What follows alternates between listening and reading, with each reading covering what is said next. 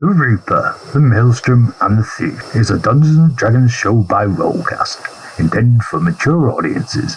It contains mature themes, strong language, violence, and drug references. Full content warnings can be found in the episode description. Hello, and welcome back to another session of The Reaper, the Maelstrom, and the Thief. I'm your Games Master Tom, and with me as usual at JB. Hey. Coogan. Bonjour. And Gaz. We'll jump straight into the summary of last session and continue on our adventure.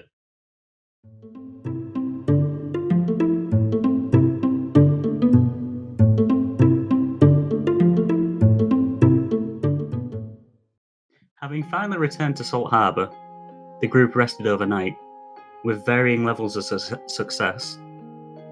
Rag awoke with no hangover, surprisingly, but in trying to awaken Bimit, he ended up harming him, though he made up for it by giving the wormling a lot of his coffee, which in turn made Bimit extremely hyper. After Iyvak had made his way down, the two of them realised that Gregor had not come down yet, and so they made their way to his room. Unbeknownst to them, Gregor had had issues sleeping due to both his false memories and his true memories fighting for dominance within his head. Fed up of waiting, Rag booted the door down, which in turn caused Gregor to storm out and drew the ire of Crumb. Before they left for the day, the group bought some meat from Crumb, and Rag paid extra to see that the door he had broken would be fixed. Once out in the street, Gregor confided in Iyvak that his memories were mixed up, though the monk managed to calm him down slightly when he confirmed a few of them. They made their way to the blacksmith's, and entered to find Zelnus Crinklesnaff working, despite it being early in the morning. There, Iyvak received his commissioned hand axe and requested another to be made. Gregor requested some alterations to his sunblade, and Rag commissioned some armour at a high price.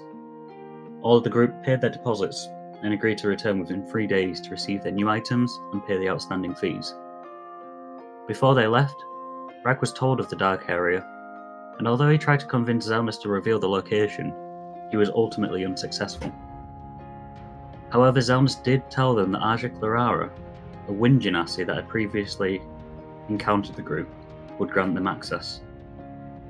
They made their way to the financial district in search of him, and entered the Fighters Guild, hoping to spot him.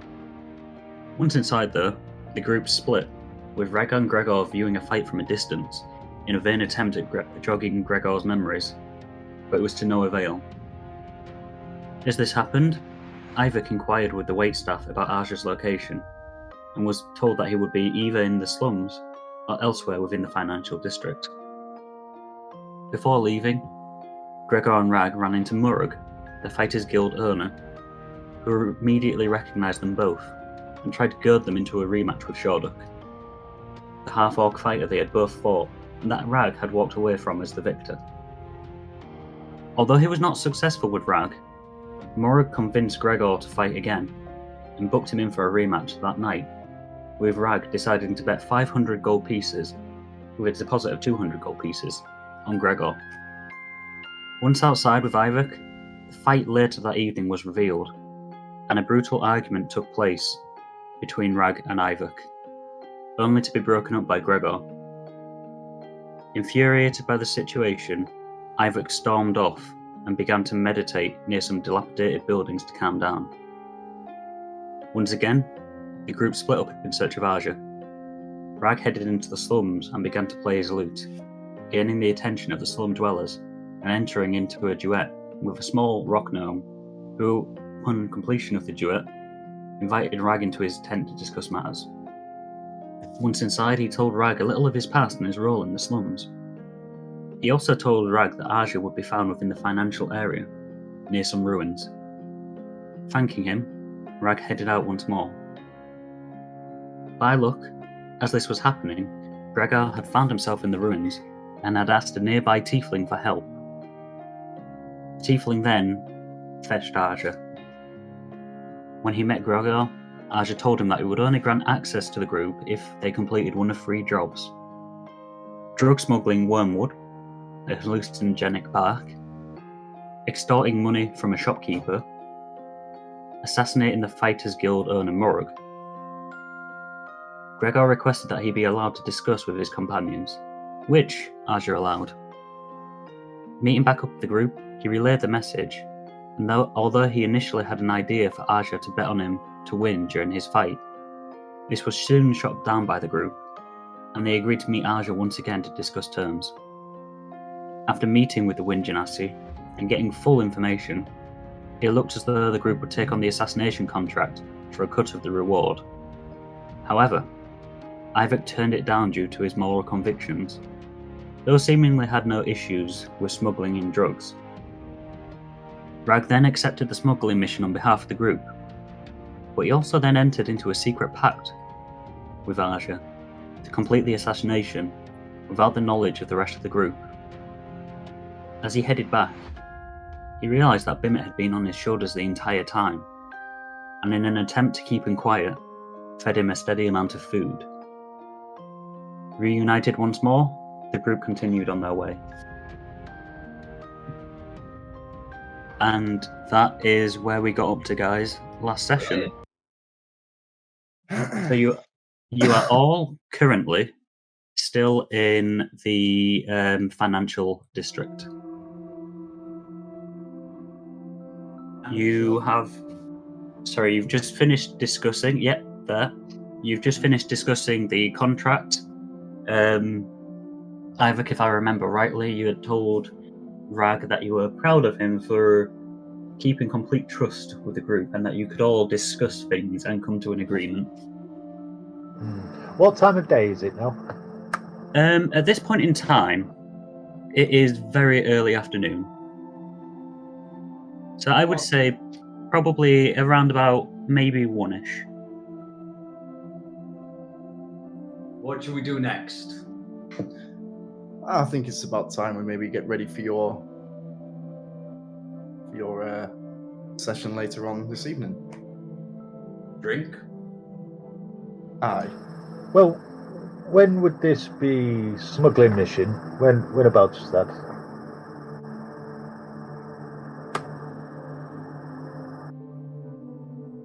Repeat the question, Ivor. When was this mission that we had to do? When? Yes, we have to meet a contact at a certain time, don't we? I believe I've given you the scroll. Oh yes, of course. I'll just have a read now. Which one was that? Was that left? I'm afraid I can't tell you what the contract was. You guys do have the information. What? Even if I've got the scroll in game? Okay. Carelessly wasn't listening again. Because I think in my head I would have been like, oh well, I've got a scroll in game that will tell me. So. If you actually have the scroll, then yes, I can relay the information to you. But you would have to check your inventory to see if you actually do have this scroll or not. Well, according to this, a shipment of wormwood, and the courier will be outside the harbour at the mill, and it smells. Yeah, I've got a note saying I've got the scroll that tells me the details. It's due in 2 days' time. Oh, 2 days. Okay. Well, I suppose we best prepare for your fight then, hadn't we? That's fine with me. How long until your Fight? No, until your armor is complete. You didn't get any armor, did you? No, I've only just started making my improvements on my Sunblade. So I would say that's going to be ready in a couple of days, I believe. Well, before we set the first things we need to do is your fight tonight, and then we can focus on getting into the dark area after we've completed the Wormwood challenge. Agreed. Are you still all right with this, Iyvak? Yes. May I suggest we fill our bellies before this venture tonight? Sounds good. Let's head back to the commercial district. I am going to take some time out alone and reflect, spend some time. I'm gonna go and scout the Fighters Guild for later on tonight. You know. Okay. Yeah. Alright, so meet you. Are you coming, Iyvak? Aye, I need a hearty meal. Sounds good to me. You want us to take Bimit? Mimic can stay with me. Fine. Alright then, we'll meet you back here. Grab a steak for Bimit. Will do. Alright, I'm gonna start walking to the commercial district. I'll follow him. Right, Rag, where are you going at the moment then as well? Going to the Fighters Guild where he's going to be fighting tonight. Yeah. Okay. Presuming it's open all day. Yeah, it's open all day. So yeah, to begin with then, let's keep with Rag for now. As Iyvak and Gregor, you start making your way through the financial district, down towards where the commercial area is, looking for any establishment really that sells some food. Rag, you watch them walk off, and you are now left alone in the financial district. Okay. I'm going to head. I'm going to take a light stroll over to the guild then. It's not far from here, it's just in the corner, isn't it? It's in the center, so yeah, it's literally if you turned around where you were after you came out of the ruins, it's pretty much there. You can see the big circular building with the tarpaulins down from them. You can hear a lot of cheering still. Even though it's midday, there are a couple of lower ranked fights happening. Okay. I'm just gonna have a look around, watch this fight. Can I see where is the betters table for where I am at the moment? Okay, so at the moment you were still outside, but as you enter in, you can hear the fighting noises once more. The actual Fighters Guild itself, the entrance areas are a lot more sparse than they were earlier on in the day during Sharduk's exhibition match. As you walk in, there's a couple of waitresses walking by again with some drinks. You can see a couple of people looking a little bit worse for wear, to be quite honest, already at this point in the day. And as you look around, you can see the betting table in the far corner where you currently are. Can I see Murug? Roll me perception, please, because there's quite a few people in your way. People are just weaving in and out. 15. So you take a quick glance, and sure enough, despite there being a large amount of people, you can see that Murug is currently just stood on the table, just shouting at people, taking money out of their hands. You can see that he's quite busy at the moment. I'm going to walk over to Murug and try and get his attention. Is there any people around him trying to make bets, or is it going to go straight in for a combo? There is a bit of a throng around the betters table itself. There's you can just hear people just 5 gold on Sharduk tonight, 10 gold on the Challenger. You can just hear them shouting all over each other. Murug is trying his best really to take all the bets, but it looks like he is struggling a little bit. Right, I'm going to push my way to the front then. Just barge my way past everybody and get myself right to the front. Right Yeah, you do, sir. And there's quite a few people that they try and shove back, but you're a big set half orc. You're just shoving straight through them. A couple of them look at you with what you can only assume is anger in their eyes, but generally most of them have let you go by. You get to the front and you look up ever so slightly, seeing as Murug is a short goblin, and you can see Murug just taking more bets. Right, let's say to him, God man, do you never go home? He takes a second. He's still taking bets and stuff at this point, but he hears you, just looks down. You're that half orc that well, you weren't going to fight, and then you placed a bet. Yeah, that's me.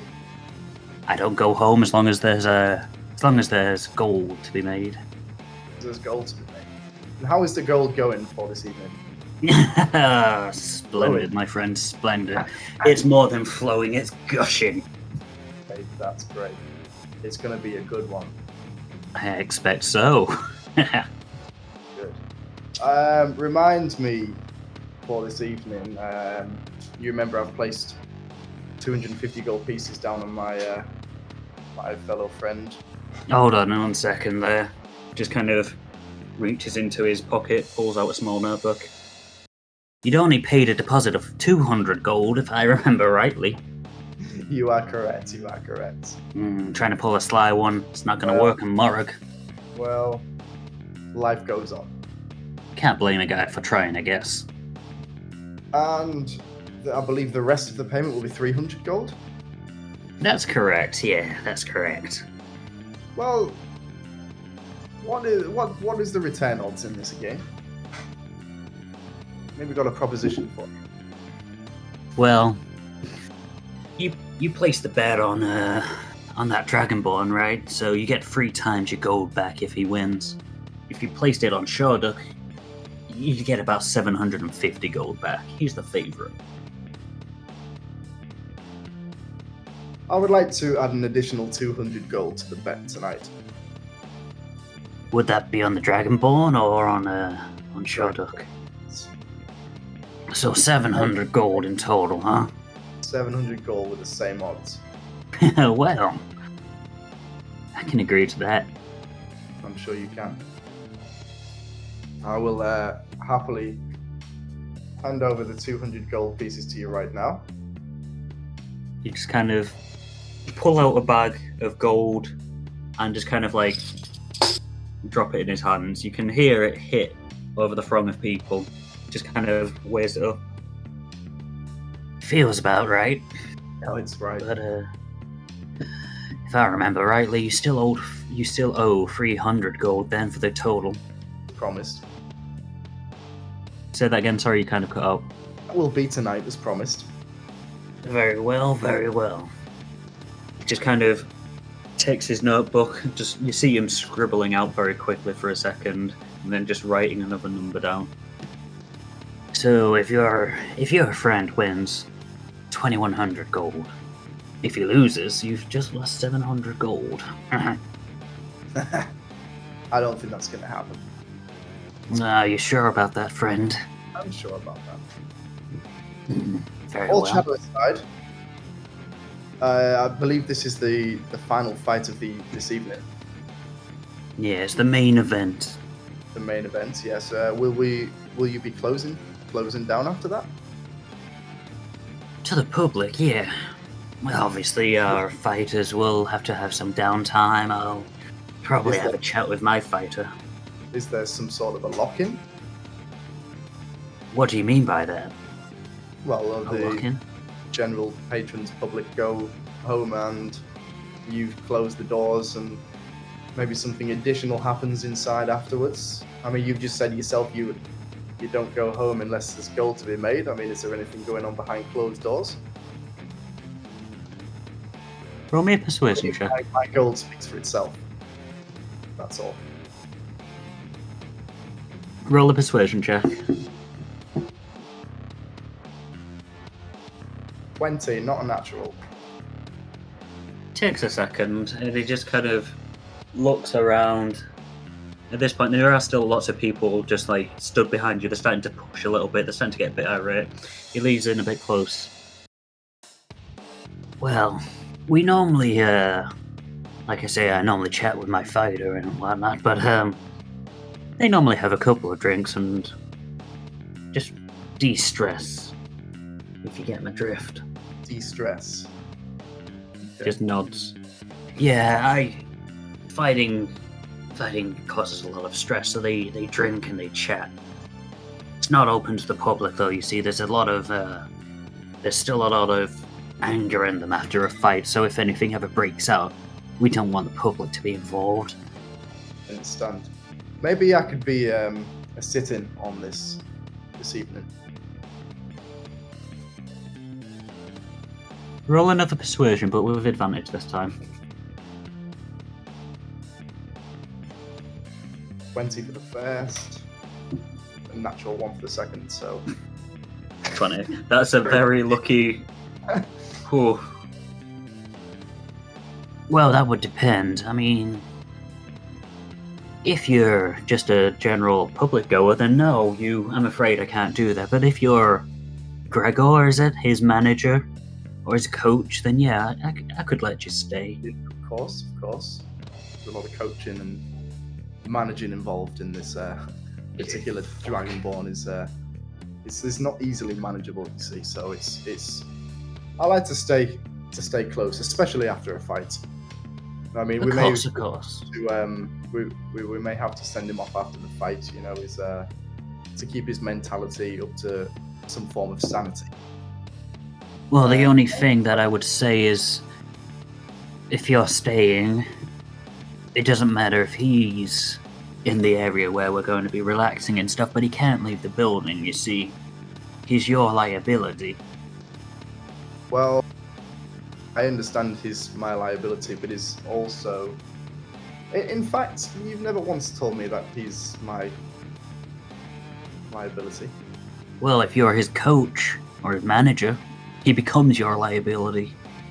During fighting, it becomes my responsibility. During the fight and afterwards, if you're his manager or his coach, you're responsible for all of his actions in or out of the fight. Yes, That's what it means to be a coach. And I understand. And after his fights, we have certain things in place where we have our own healers and special people to take care of him. So we like to get him out of here as quickly as possible, so he's ready to fight again. Very well, but like I say, your own healers and your practices and whatnot, they can happen in the actual Fighters Guild itself, but it doesn't have to be around everyone else. There are multiple locker rooms he could recuperate in. But if you're wanting to mingle with everyone else, well, he's gonna have to stay in the building. I mean, if he's out of the building, I'm not saying that this would happen, but it could happen, and he's all hopped up from the fight. What happens if he just punches someone outside and you're not there? Like I say, I have things in place for that. There's not only me involved. Roll one more persuasion. As you two are just trying to come to some form of arrangement. 22. He pauses for a second. He can tell that you're not really going to give up on this. He just kind of rubs his face a little bit. I tell you what. For you, because this is pretty much the rematch of the century, and as you can see, arms out, pointing towards everyone trying to place a bet. I'm taking quite a lot of money from this, so if he wants to leave the venue, I'll allow it. And if you want to stay, I'll allow it too. Of course. But if he causes any trouble out on the streets or anything like that, He won't. then I take no responsibility for any of this. I wouldn't expect you to. Very well then, very well. Well, I'll look forward to having a chat with you later this evening after the fight. Let's maybe grab a drink. He just kind of smiles at that. Well, if you win, you're paying. Yeah, sure. He just kind of he grins at that and just nods a nod of approval at you. All right. I'll see you tonight. I'll see you tonight. I'll see you tonight. He just kind of leans forward so his hooked nose is centimeters away from yours. I'll see you tonight. Stand my elbow on the table. I'll see you tonight. Roll me an intimidation, please, as this giant orc is just slamming his hand on the table. 17. You slam your hand on the table, and the force of it actually causes Murug to kind of, the shock of it kind of forces him upwards. He like leaps almost like an inch off the table, lands, just narrows his eyes, doesn't say anything, just narrows his eyes at you. Turn away and walk off. I'll just start having a look at the arena itself now. Okay, roll me a perception check. What exactly are you trying to look for? No, I'm not looking for anything in particular. I'm just trying to get an idea of the surroundings for tonight. I just want. If I'm now classed as some sort of manager or coach to him, it'd be nice if I got some information on the arena that he's going to be fighting in. That's fair. Yeah, just roll me a general perception check then, please.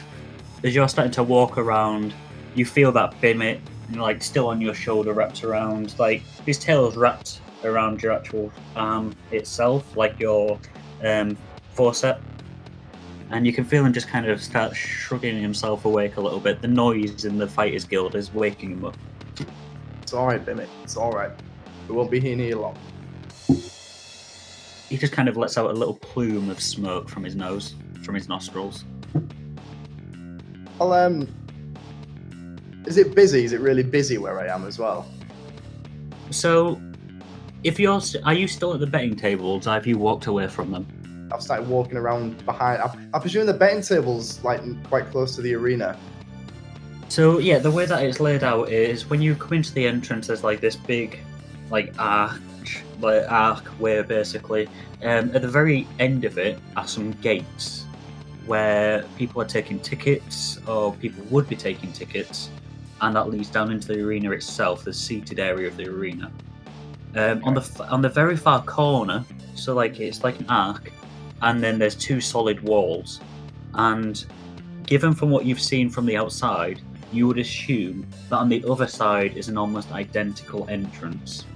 The betting table is on the left hand. There's two betting tables basically. One on the left hand side pressed against the wall, one on the right hand side pressed against the wall. Murug was on the one on the left hand side. Okay. I'm gonna say to Bimit.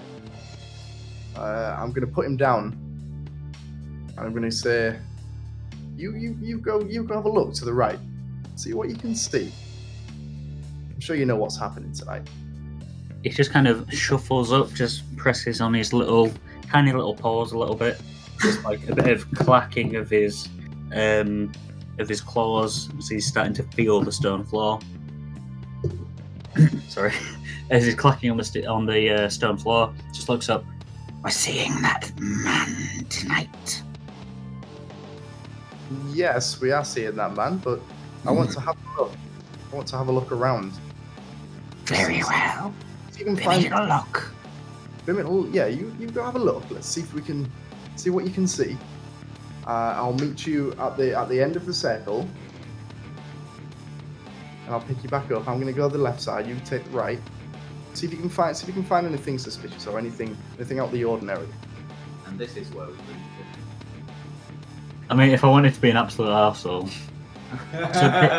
Bimit's fine. Bimit hears your instructions and looks up. Bimit will check. Bimit meets you back here. No, not here. Just kind of looks at you, tilting his head slightly quizzical.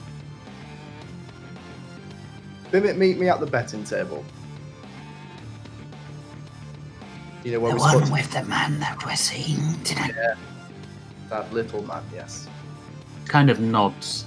Like, he nods his head, and then he kind of like positions himself quite low on the ground, like so his belly is like millimeters off, and he just kind of scurries out towards the right hand side. Okay, I'm going to take the left flank then. Okay. Yeah, so looking around, seeing anything out of the ordinary, see if I can find any information or just anything. Okay, roll me that perception check then, please. It was a 7. 7. Yeah. Okay, so you can't. There are in the centre, like where the entrance itself is and where the gates are. There's not that many people. Like I say, it sounds like there's only an exhibition match on rather than an actual proper fight. But the betting tables themselves on either side seem to be quite busy with people placing bets for this evening's fight. You can see directly behind Murug, on the table is a door. However, that's all you can tell. On the wall itself, there is a door. So behind the betting table, there is a door. On the wall. Yeah, behind the betting table, it's like about 8 or 9 feet in width. And there's a door on this wall that leads somewhere. Is there But it's anybody stood guarding it? There isn't, but there's not that much space between the door and Murug. So where the table is, there's only a couple of inches, you would say. Okay. Bear with me 1 second.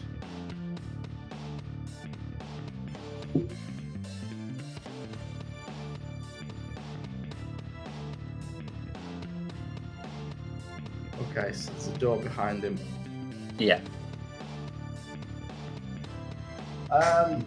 Okay, so I'm just going to carry on walking around the arena. Yeah. Scouting, see what I can see.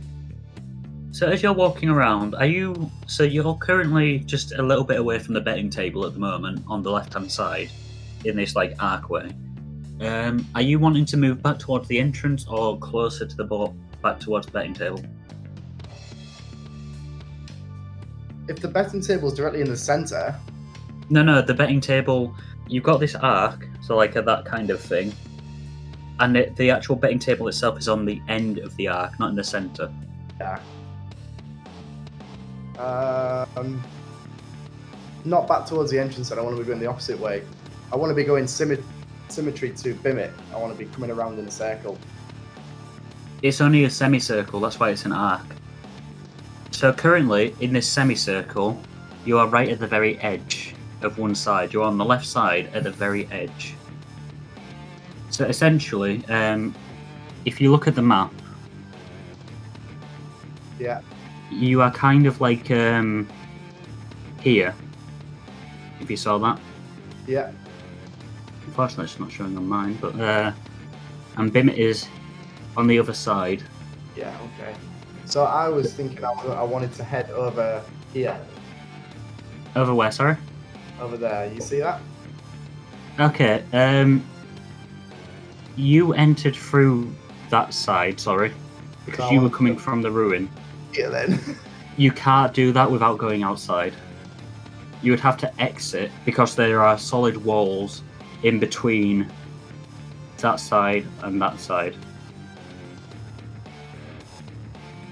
Can I exit and come through and around into that side? You can, yes. If you exited, you would then have to walk around the outside of the actual arena and then go in through the southern entrance. Quick question. Yeah. Have you picked up Bimit? No, I haven't picked up Bimit because I'm going to go back in. I said I'll meet him at the betters table. Okay, so yeah, you have left Bimit at the north entrance, or the north side of the arena, and you are now entering into the south side. Yeah. As you open the doors, you see again a throng of people, mainly at the betting sides. The actual entrance and the gatekeeping area itself are relatively empty. There's a couple of people by the bar. Unlike in the northern section, there is a bar in the entrance here.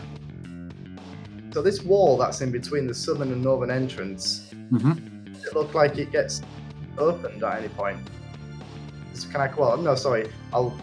Let me have a look at the wall itself. See if it opens. Is it a door? Yeah, so there is an actual door there. And it looks like the door itself opens, but you're not sure if the door opens directly into the north area or if it opens into a separate area in between the north and south north and south areas. Try and open it then. There is people at the betting tables themselves, so if you tried to open the door, you'd have to get around them. Is this the same door that's behind the betting table? It is a... So the layout is pretty much the exact same as the northern area, except there's a bar there. And like in the northern area, on the wall behind the betting tables, there is a door. You're not sure if it's the exact same door, as in if you open it, you would go straight into the north area, or if there are just two doors and there's something in between them. Right, okay. I'll try and open it. if I'm not allowed to do it, then I'm sure I'll get stopped. Are you just brazenly like walking behind this table and trying to open the door? Murray's on this table still. Morug is in the north area, not the south area. Different betting table. Yeah, that's correct. Okay, so who's on this betting table? Can I see if there's another goblin on this betting table, or is it? It's not a goblin. It looks to be a the figure there looks almost like a tiefling, but they have much more human type of figures. Okay, I'll walk over features, to sorry. I'll walk over to the tiefling.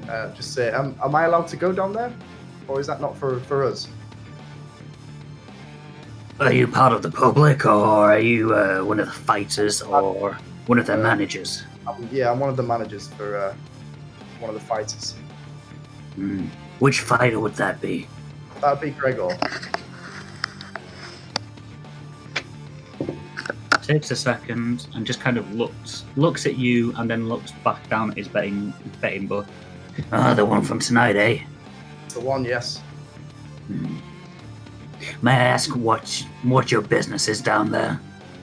I'd just like to take a look at the closed rooms because I've spoken to Murrug, and there's possibly some places I can take Gregor tonight after the fight to get some healing. I'd just like to get an idea of the guild itself. To be honest, this is a big fight. I'm just doing some security checks. Well, the doors open up into some stairs. They'll lead you down to the locker rooms. Okay. That's all there is down there, just locker rooms? There's mainly just the locker rooms, yeah. There's some rooms with supplies and stuff in for the bar and for condiments and whatnot.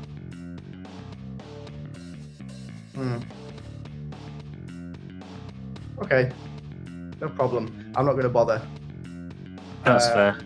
I'm gonna head back out the south entrance, head back to the north, go to the better's table and pick up Bimit. Yeah, so you kind of push through your way. You see that there are still a lot of people at this betting table on the right hand side. You're kind of looking up and around to see where Bimit is, and you kind of like feel the fence scurrying up your leg as Bimit just kind of climbs onto your shoulder. Ah, Bimit! I didn't see much. Didn't see much? No. There's a door. There is a door. I saw the door as well. That's okay. No, don't worry. Many people betting. Many people betting. Many. Yes. Let's go get you some food. Yeah, should we meet back up with the others? Just kind of nods his head enthusiastically at that. Okay, I'm gonna head back to the tavern then. Okay, as this has been happening then, so you exit the Fighters Guild out into the financial district with Bimit on your shoulder, who is now kind of like wrapping his claws very excitedly on your shoulder over the prospect of food. As this has been happening, Gregor and Iyvak, what have you been up to? Where were you heading? Heading to the commercial district. Yeah, Yeah. just looking for food, really. So you guys, we'll go slightly back in time then, as you guys leave Ragnarok, and you see him start to make his way in toward the Fighters Guild. You walk around the side of the arena, walk past the bank, and you head down the slightly broken stairs back down into the commercial area. I say, Greg, before, when I heard Orc was going off to reflect, I'd be rather suspicious, but he's starting to come through to me, that Orc. I'm starting to feel like he's starting to be a team member, So he's taking his time, very distrusting to us, but... And I kind of shut off for a minute. Can you what, sorry? I kind of shut off for a minute, like just literally just kind of like just mid-conversation, just stay quiet. Oh yeah, so you kind of zone out a little bit, yeah. Either you're watching as Gregor is talking to you and then just suddenly just stops. You all right there, Greg? You seem a bit distant. These memories, Ivor. Oh, yes. Can't tell which is real and which is not. I cannot for the life of me find out why. Well, coming from a monk, such as myself, memories aren't really real anyway. They're just lights on a wall, my friend. Saying that I shouldn't take them seriously and just take both possibilities as experience. Yes. I like that. That kind of just puts me at ease a bit. I just go, right. And I just pat him on the back and just said, let's get some food. Yes, indeed. Just to clarify then, what do you mean anyway, though, that you don't know, like you've got someone else's memories? From what I know, these last month, I would say, I always thought that I was supposed to be, well, a Talos believer.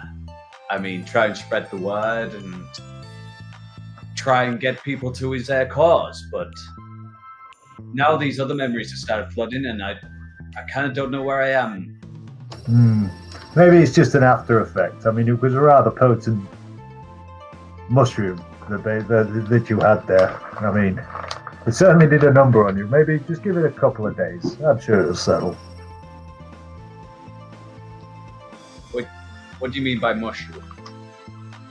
The mushroom that you had, that you breathed in, you picked up so it was popular and you forgot everything. Don't you remember that? Don't think so. Oh dear God. Go on, let's go and have a meal. Yeah, I'm just going to be like, do that. I just follow Iyvak. Yeah, so Iyvak, you, as you're having this conversation, you're a little bit confused as to why Gregor doesn't remember about picking up a mushroom and taking a blasted force to the face. Gregor, you're still just kind of confused in general, but Iyvak's words have settled you slightly. You know that there is something wrong with your memories, and you know that you probably need to get to the bottom of this at some point. But for now, you're happy to see them, both of them, both sets of memories of experiences. Correct, I got talk on that. You continue heading down into the commercial area itself. So you pass by the first street with some shops on either side. You don't really see anything of much note, to be quite honest. There are some fishmongers, of course, it is a dock, and you can hear them crying out for more business. You just hear 10 penny a fish, 2 silver for a halibut. But unless you want to cook some fish, or unless you want to eat fish raw, this is really of no interest to you. You can continue heading down. You look to the left and you can see the street where the tavern is. And if you look straight ahead, you see the end of the street leading back out to the left is the tents with lots of different street vendors. And towards the right and a bit further down is the stairs down to the actual docks themselves. Yeah, can I go? Sorry, go. I was just going to say this. I just started. The tents have caught my curiosity. Can I just have a look down there? What, like actually walk down there or just look down that area? Walk down there. Iyvak, are you following him? Yeah, I'm going to keep my nose out for something that smells good. Unfortunately, you don't get advantage on that because you're no longer blind. Oh, I know. It's just something I might like That's to smell that I want to eat. So as you guys are walking down the main street, there are still like physical shops on either side of you. You walk past the entrance down to the steps for the docks, and as you're starting to get closer and closer to the tents, you can hear more of a cacophony, more people shouting over each other. There's a lot of people just kind of in and out of these different tents. As you're walking further and further in, you can both smell like braised meat, essentially, with some spices starting to rise up as well. I smell brunch, my friend. You can't quite. you can't quite tell where the smell's coming from because there are multiple tents essentially, with like little flames like in the center of them. You can see smoke and stuff coming out the side of them. A lot of them seem to be cooking food, and all of this food is just kind of, the smell of it is intermingling into one large smell of cooking food. Okay. Shall we just go to the first place and decide there, Iyvak? Well, yeah. Or follow your nose or your tongue, whatever you smell with. Have a good whiff. What was that, sorry, Gregor? Can I have a good whiff and see what's near me about the food? You take a deep sniff using your nostrils. Your tongue also flicks out for a second. You're not quite sure why, because you don't, as a Dragonborn, you don't have to smell with your tongue, you smell with your nostrils. Roll me I'm trying to think of what it would be for a smell. I guess it would just be a perception. Roll me a perception. Sure. I'm sure if I've done this wrong, someone will tell me eventually that, it's investigation for smelling. 8. You are overwhelmed by the amount of different smells coming from all directions. It just smells like a car going by. It just smells like a very nice medley of different foods. It all smells good to me, Iyvak. Sounds good enough for me. Let's go with the first one. Yeah. You can both feel like you're both starting to salivate a little bit. Yeah, I'll just go to the first vendor with sizzling cooked meat. So you guys walk a little way in until you find the first actual food vendor, and they're positioned just behind the fountain. The fountain itself is splaying up water, and it's just kind of arcing out from what appears to be a trout of some kind. The water's just spouting out of its mouth, raising up into an arc, and then falling down, creating a gentle mist in the actual fountain itself. Just behind it, you can see a waft of smoke just kind of emanating out of a tent. As you smell, it smells very spiced in there, kind of like coriander seeds and cumin, as well as some kind of spicy spices, I guess, emanating out of it. As you approach, you can see a slab of... As you approach, you see a slab of meat just kind of rotating around on a spit, just kind of being cooked by the flames underneath. Yes, I say that again, sorry, Greg. What did you say? Do you fancy something spicy, Iyvak? Oh, I love my spice. Anything with spice. Alright, Well, I walked straight up to the vendor. Just how much for a slab of that? Slab, you say? You say as this tabaxi kind of turns around. It's kind of it's got black coloration mainly, but it's kind of got a large white burst of fur essentially across his eyes. It kind of bursts out and then reaches down underneath his mouth. Slab, you say? Yes. Well, a slab itself, I don't normally sell the slabs, you see. I sell slices with potatoes and vegetables. Well, what's your best offer? Well, for the entire slab, it's the finest up here. From Beggar's Hollow. I would say 30 gold for the entire slab itself. Or if you just want a meal deal, which is a couple of strips of this spiced and prepared for you with vegetables and potatoes roasted in bison lard. It would be 5 gold. I just start slavering and just hand in the 5 gold. Yeah, This so tabaxi... Sorry, go I'll on. do the same as well, my friend. So you both hand him just 5 gold pieces. He kind of looks at them both in his hand. Just this big feline smile appears on his face. You can see his whiskers twitching slightly. 2 little fangs popping out of his mouth. Just puts them in a little carry bag. And you can hear him kind of humming to himself as he gets this really large knife out and just kind of slices down this giant rotating hunk Was it 5 gold? of meat. It was 5 gold, yes. You see as he slices down the entire length, it actually just kind of curls in on itself as he's doing so. It does 3 different slices, and each of them turn into ribbons, essentially. He puts them to the side and gets like this small, papery kind of... it's not quite a plate, it's got sides raising from the sides of it. It's almost like a paper bowl. He puts a bunch of vegetables on the bottom of it. You can see that there is just like the usual type of stuff, so carrots, broccoli, a little bit of cabbage. They all have a brown tinge to them, like they've been roasted and they've had some kind of seasoning put on them. He reaches in and just picks out a dollop of potatoes that look like they have been roasted to perfection, just dumps them on, creating a bit of a mound, and then on top he just kind of puts the 3 ribbony strips of meat, tapir meat, on it for you.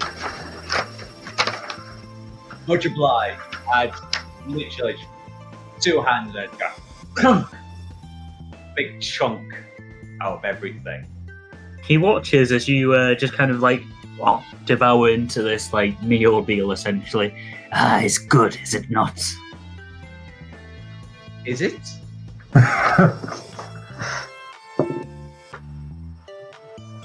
Overall, you would say it is a very nice meal. It has all been, as he said, seasoned to perfection. The vegetables have been roasted perfectly, grilled perfectly, sorry. The roast potatoes, as you bite into them, they are nice and fluffy on the inside. The meat itself is fantastic, like cooked within an inch of its life, but just the right point. However, if you start swallowing the meat, you feel your tongue burns slightly as the spices catch up to you. Ooh, It's not enough to cause you. It's not enough. It's not enough to cause you discomfort, but it's enough for your tongue to feel very hot. That's good spice. Good spice. Aye, this is grand. This is grand, this, Greg. I just flick him a gold coin. It's like, much obliged. He just kind of catches it. Thank you very much, friend, for that. He just kind of reaches up with the knife again and just slices down quickly and just literally hands you a ribbon of this tapir meat. I just grab it and just go. Just in one bite. Yeah, 1 bite. Yeah, that's fantastic. Greg, I just want to check then, because I don't want to dwell on such a problem, but do you not remember us telling you about the mushrooms that you'd had then? Not to my recall. Can I roll to see if I remember? Roll me a con check, actually, because this isn't just a straight up history check anymore. This is different. It's 16. As you're trying to think for a second, the tabaxi store vendor kind of leans forward. Gentlemen, please. If you have no more business, could you locate yourself closer to the fountain? I have customers awaiting. Oh, how rude. I do apologise. As you kind of walk away and close to the fountain spray hits you a little bit, Greg. Like just a cool spray in your face. And although it doesn't fully remind you of anything, it's almost like you have a recollection of being hit in the face by something and not knowing what had happened afterwards.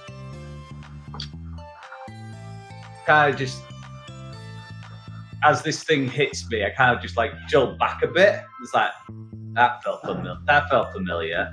It's a familiar feeling, yes. Was this some sort of almost from the mushroom? Iyvak? Well, it's not so. I accept the fact you might not remember the events, but do you remember me telling you? Sorry, can you clarify that a little bit, Iyvak? When you said telling it, Well, he asked me about it like the day before, and I explained that he had a mushroom and that he lost his memory, and yeah, Gregor, you remember Iyvak telling you about the mushroom incident itself. You don't fully remember the mushroom incident, but you have you have a sense of familiarity about spray hitting you in the face. Okay, yes, it's all coming back to me. That was early this morning, wasn't it? That you mentioned that. I Yeah. had a talk with you, didn't I?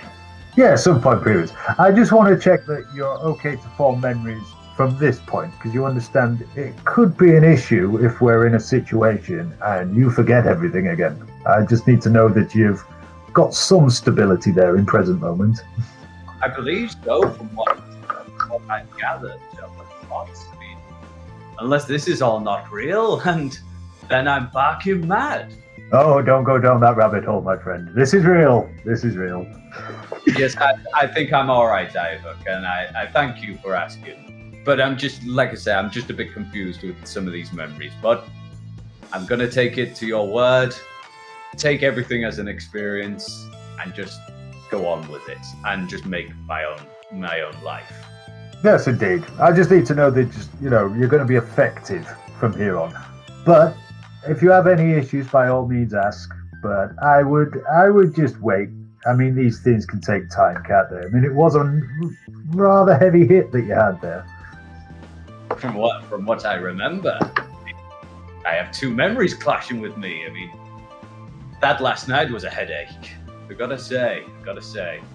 But if I've got you there, Iyvak, I think I'm gonna be all right. Thank you. Okay. All right, let's get moving. I'm gonna just have a look in some of the vendors again, see if they sell any trinkets or anything like that. So you guys are now making your way westward, so like further into the area with all of the tents and whatnot. If you continued through, it's like getting much more dense now. Tents are almost on top of each other at this point. And yeah, you can just hear the general hubbub and everything. You can hear people just shouting, trying to sell their wares. In the distance, you can just hear like a necklace for 2 silver, sword for 5 gold. A bottle that does anything you desire.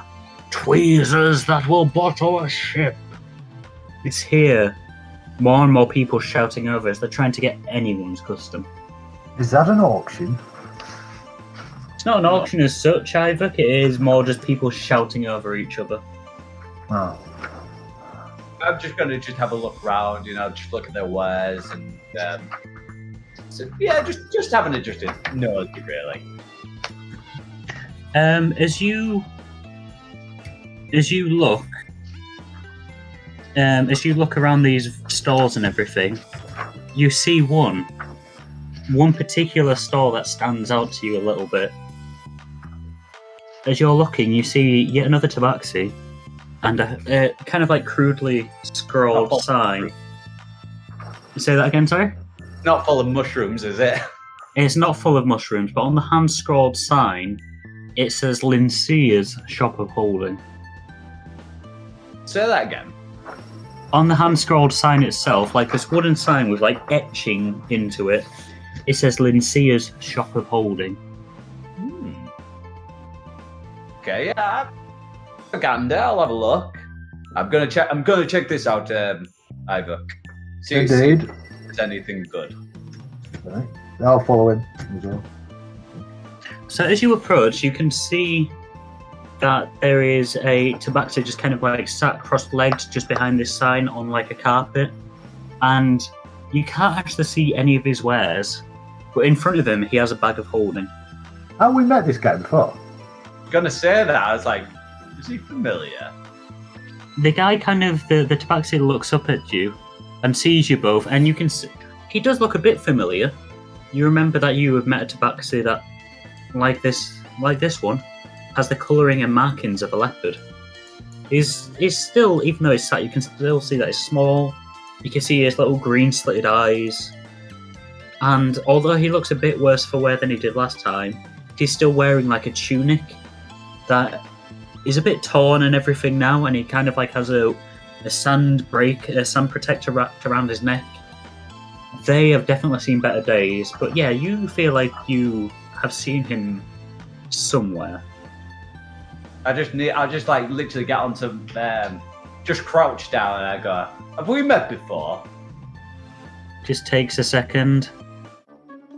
My friends, we meet once more. Ah, yes, my favourite trader. How have you been?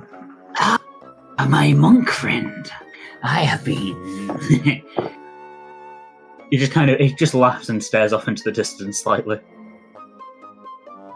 There's a lot of that going on nowadays. Are you alright there? Well, you saw what happened in Velden, did you not? Who was that? Yes. How did Well, you... Lincia escaped using Lincia's bag of holding. Ghouls do not care for bags. And once everything had disappeared, once the ghouls had been defeated, Lincia emerged victorious and surviving. Well done. You know. Sounds like a win for me. However, Lincia came to realize very quickly that although Velden would be rebuilt one day, Velden is ruins at the moment, or at least the Market of Rest is ruined. So Lincia decided to travel. And you ended up here. Lincia ended up here, yes. How's business? Amongst these... Well, as you said, how's business are going? He's continuing on. He's like, he ended up here, and then he's kind of... Lincia ends up here, in the... whatever market this is, with these amateurs. So I'm guessing business is not going too well then. Business is not going too well, no.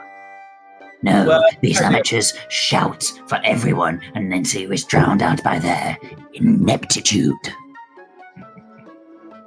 I'm sorry to hear that. Maybe we can help you out. What can you offer us? Well, unfortunately, since Velden fell, Lincia has lost a lot of his stock. And Lincia... He just kind of looks a bit sad. His whiskers drop down a little bit.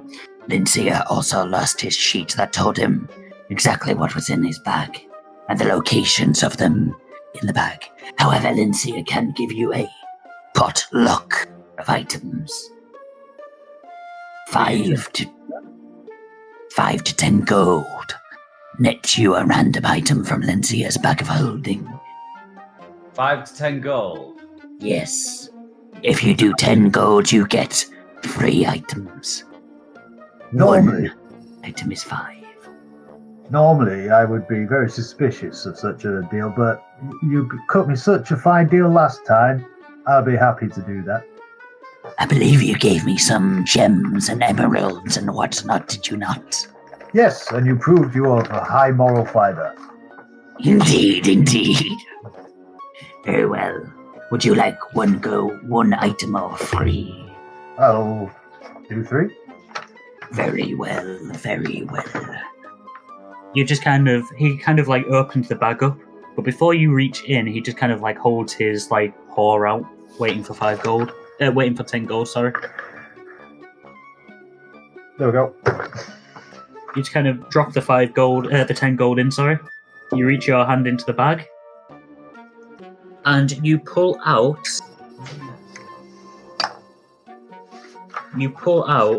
a rock. The first item is just a rock. 1 rock.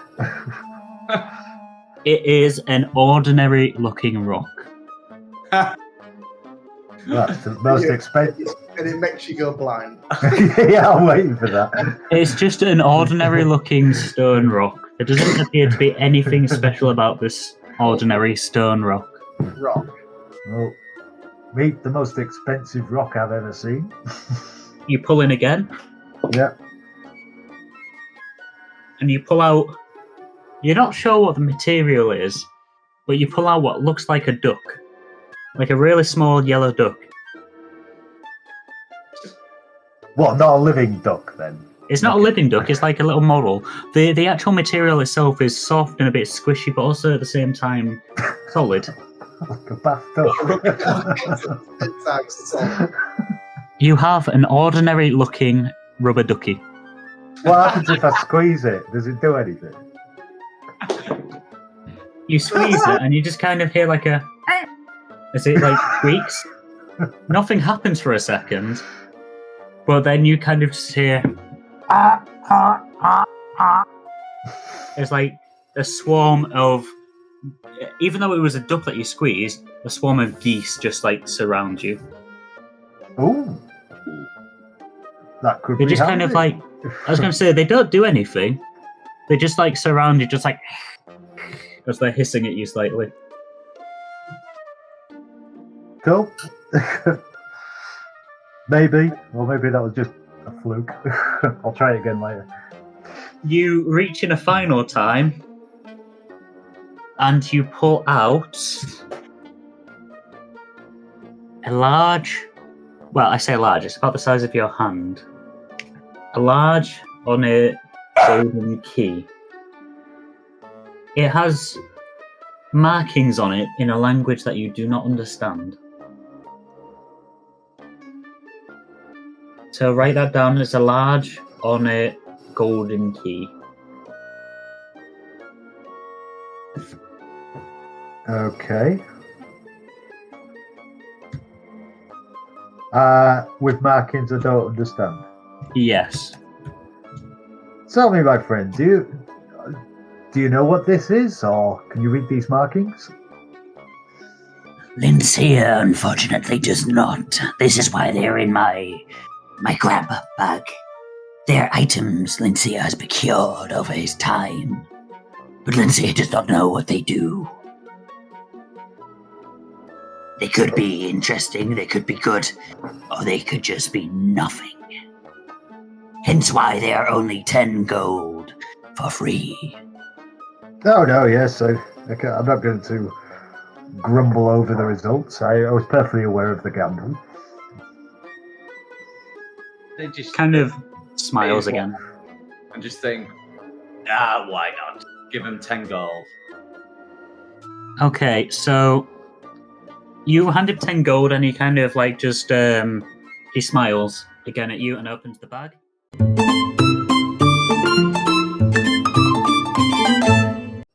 So Gregor, you've paid your gold, you put your hand in, grasp around a little bit.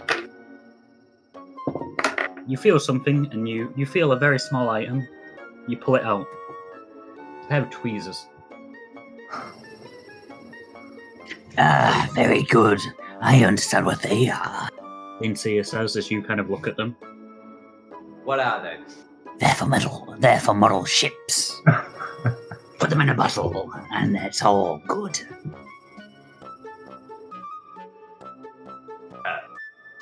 All right, next dip. So yeah, you have a ship bottling tweezers. You put that into your inventory. Sorry, come again. You put ships in a bottle, like full ships.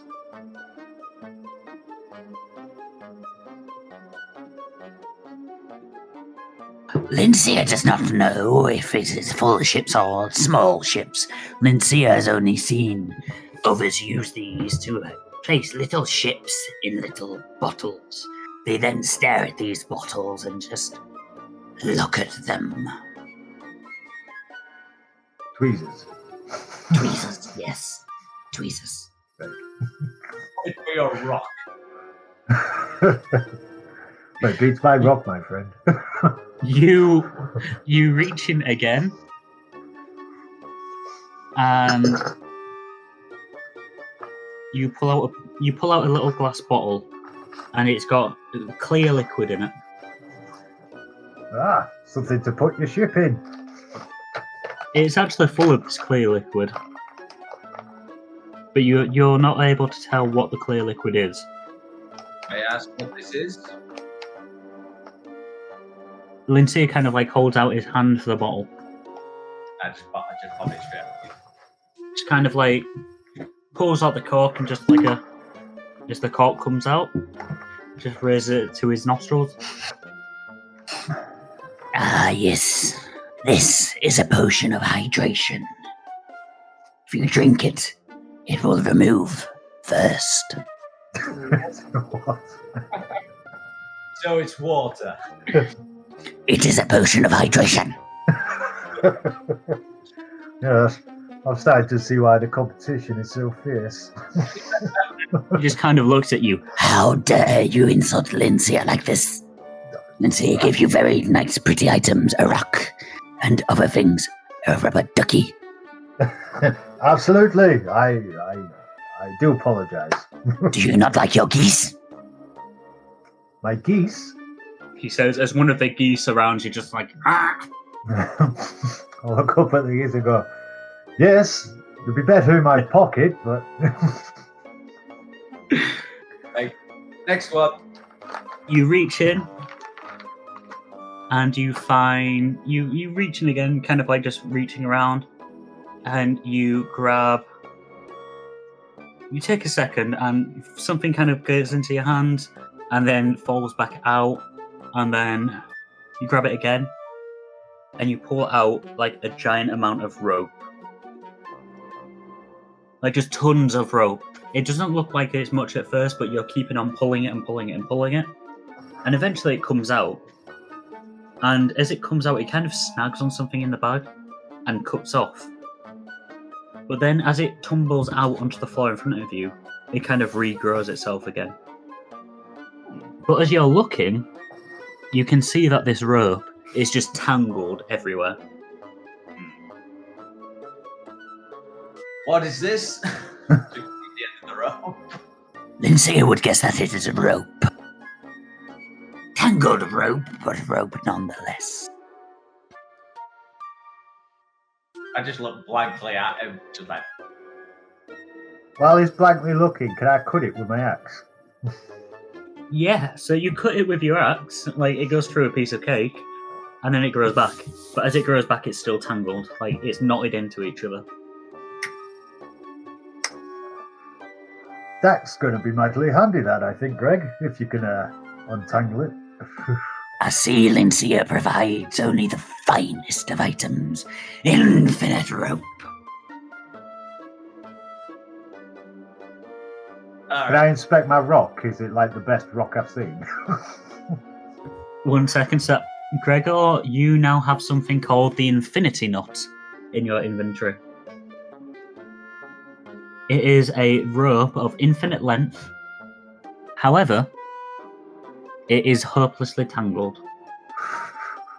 oh, so yeah. Okay. You also have a potion of hydration and a set of boat bottling tweezers.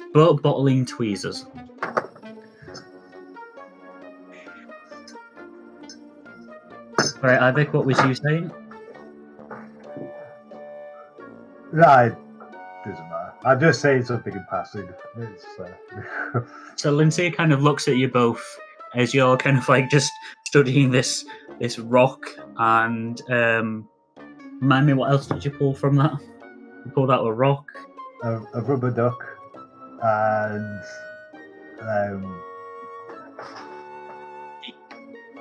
an ornate golden key with markings. I don't know what it is.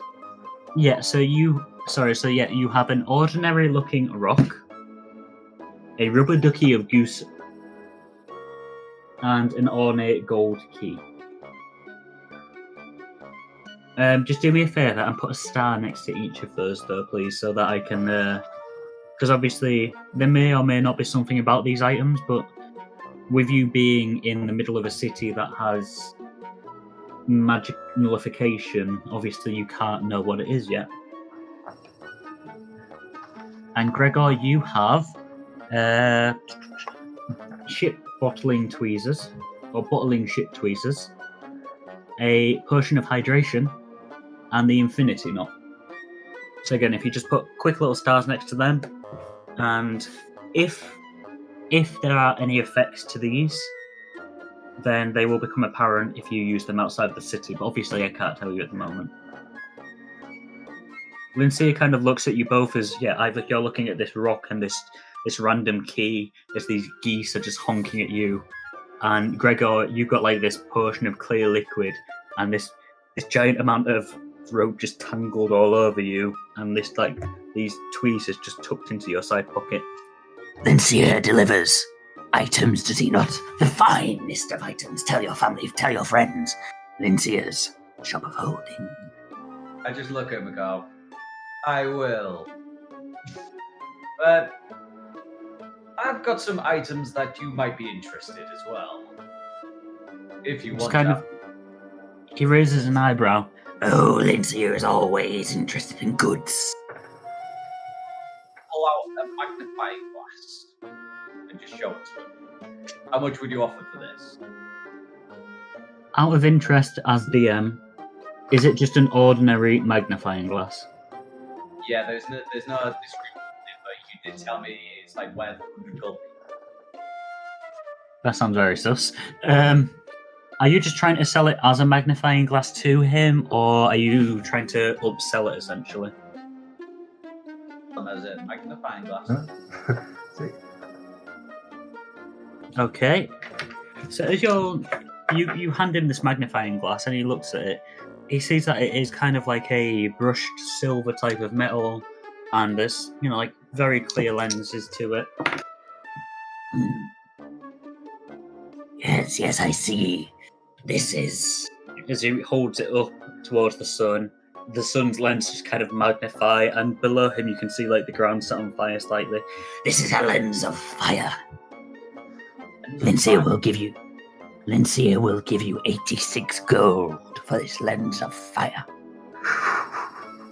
Do an insight if I can get it back.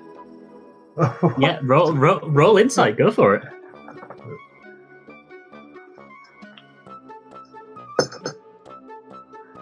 Eight. That plus 5? Yeah, 3 plus 5. Oh, right. So you're not actually sure if this magnifying glass does have powers or not that Lindsay can see that you can't, or if he's just holding a magnifying glass up to the sun and accidentally causing fires. But you think 86 gold for a small magnifying glass that you found. You've had worse offers for worse Take things. Say that again, sorry, you cut out slightly. I'll take it. He just kind of grins again. Ah, very good, very good. Lindsay has lens of fire. Just kind of doesn't even carefully, just kind of like lobs it into the bag of holding. You can hear like a smashing sound inside the bag, and just gives you 86 pieces of gold. Thank you very much. And got a couple of more things if you're interested. Lindsay has the funds for a few more items. Not many more, though, you see. Lindsay lost a lot of his stock and wealth on the desolation of the Market of Rust. There's a couple of things I want to show you as well. Very well, very well. Kind of like looks across to Iyvak. And how about you, my friend? Do you have any other items for Lindsay, like last time?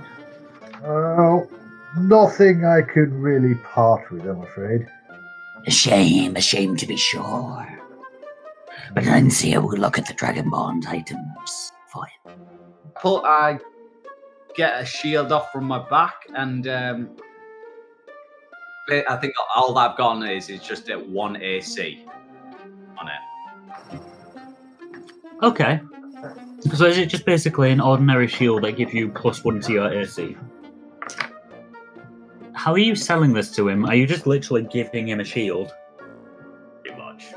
See what he offers. What would you offer for that? Just kind of looks at the shield. You can see that it is made out of wood and hide. There's a bit of metal inlay on it. Just kind of picks it up and looks around.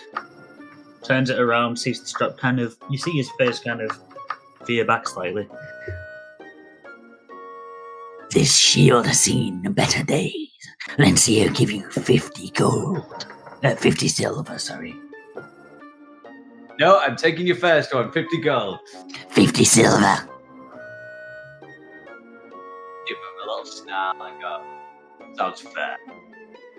Very well. Would you like it in silver or gold? Gold would be 5. Silver would be 50. More silver makes you more attractive to the opposite sex, no. Makes you seem like you have more.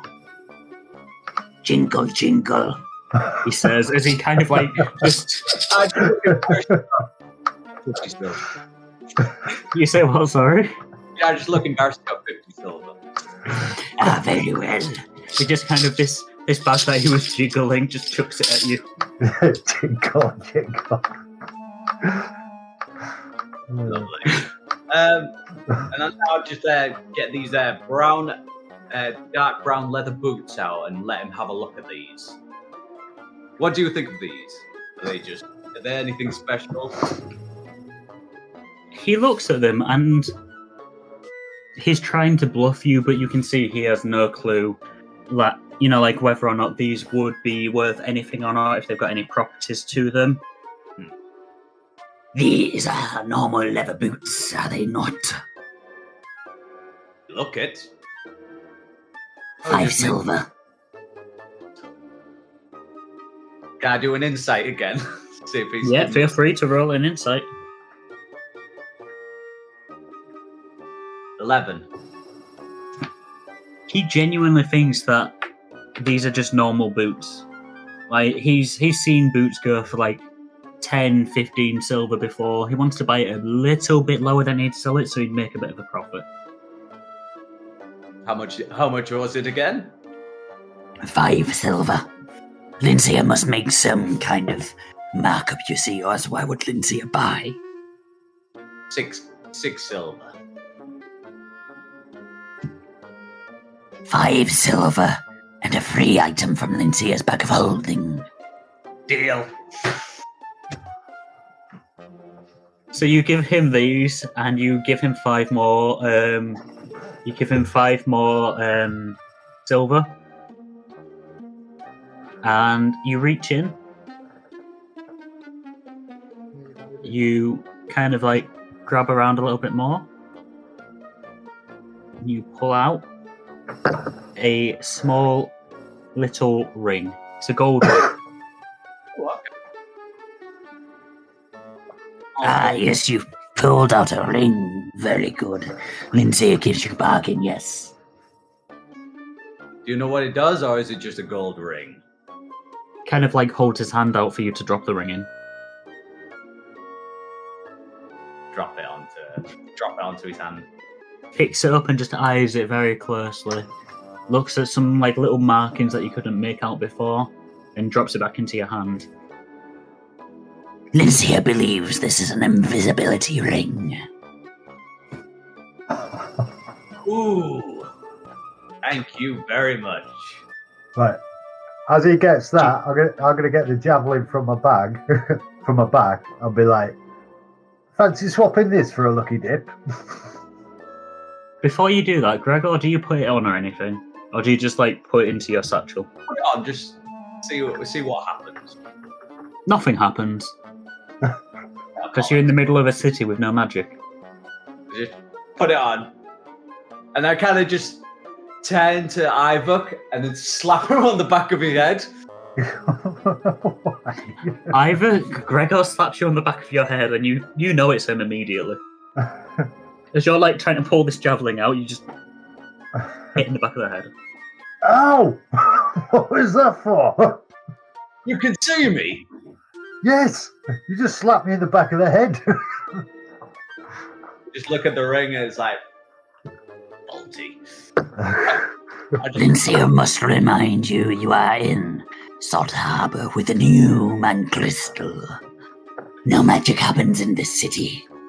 My jaw just drops and I just go, ah. I just said to Iyvak, sorry.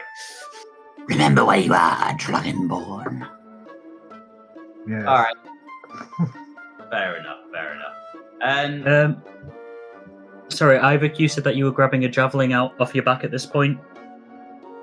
Yeah, and I'm offering. I'm like, fancy swapping this for you to have a chance in that bag of holding of yours. So yeah, he kind of looks at the javelin as as you hand it to him.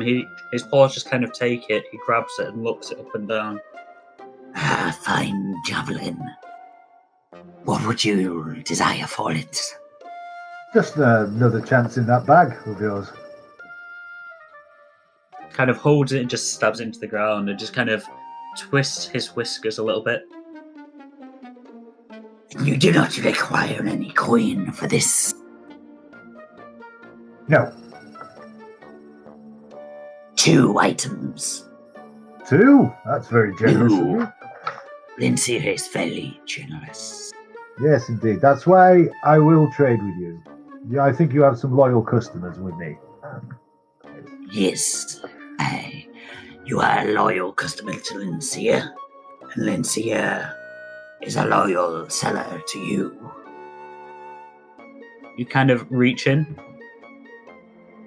you grab around a little bit, and you pull out a collar. You don't know if it is a human collar or another animal collar or something like that, but it's a collar. Looks quite nice. How big? It would fit your own neck, but it would also fit it'd fit a dog's neck as well. You can see that it can be adjustable anywhere from potentially a small dog to potentially a large dragon. There's a lot of like different holes in it essentially for different settings. Fantastic. That's And then- something that I really think could be useful there. And then finally, you grab in once more. You search around a little bit more, and it's almost like items are trying to move away from you as you're doing this. And as you reach in, you slowly start to grab something, and you pull out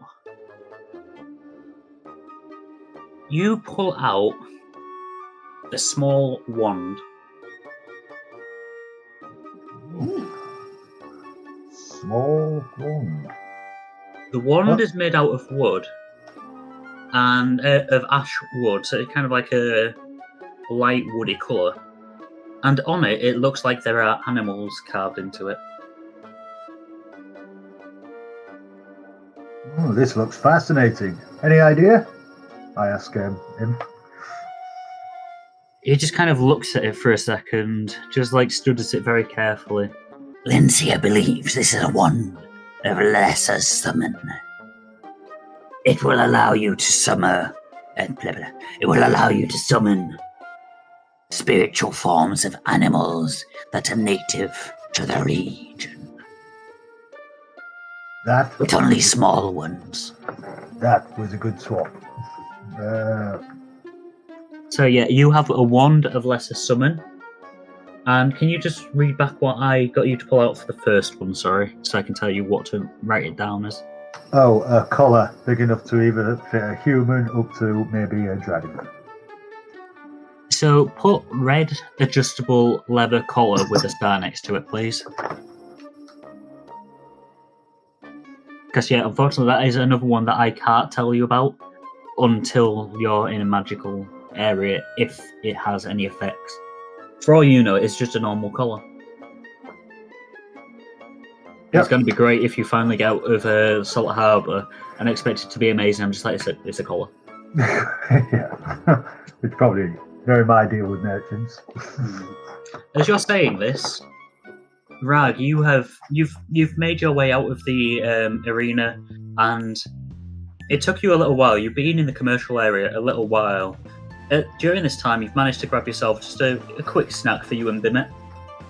You got Bimmet a very large flanker steak for all of his health, and you managed to get yourself a couple of tankards of mead along with your meal. Okay. You've wandered back through the tents, and you find Iyvak and Gregor talking to a tabaxi that is sat behind a bag. Seeing these two, I've just sort of had a bit of a thought. I'm going to say to Bimmet, did you get a scent of that little goblin we saw back in the guild? The one we're seeing tonight. Yes. Bimmet recognizes his scent. You do recognise his scent. Well, Bimmet not recognizing has smelt before, but Bimmet would smell again. Essentially, he's saying if he's not smelt it before this incident, but if you were to tell him to find that particular scent, he'd be able to. He thinks. I'm wondering, perhaps, Bimmet, you could do me a favour. Favor for steak. favour 2 steaks. 2 steaks. He just kind of shuffles his tail really excitedly. His bottom half is wiggling, very excited over the prospect of 2 steaks.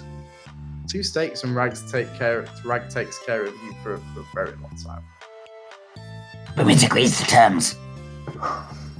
Doesn't even ask what the terms are, just Bimit agrees.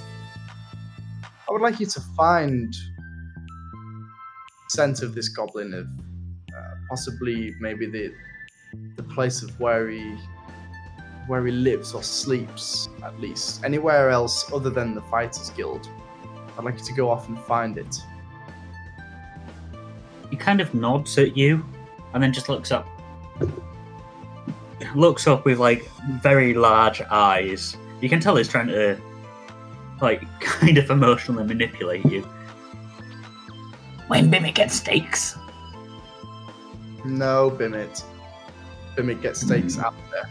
Just Kind of lowers his head, very sad. You see a plume of smoke, not even rise, just kind of fall directly down from his nostrils. You know Rag's just giving you some food. Bimit needs to do work first. Very well. Bimit goes find little goblin. Find wherever his scent is. I would like you to find where he lives. But make sure you're back before the fight tonight at 9 o'clock. Where we see him tonight. Where we see him? Tonight. I would like you to meet me at outside the Fighters Guild at 8:45 tonight. Kind of nods his head, and then you just see him scarper off. Just belly to the floor, scarper off in between other people. Okay.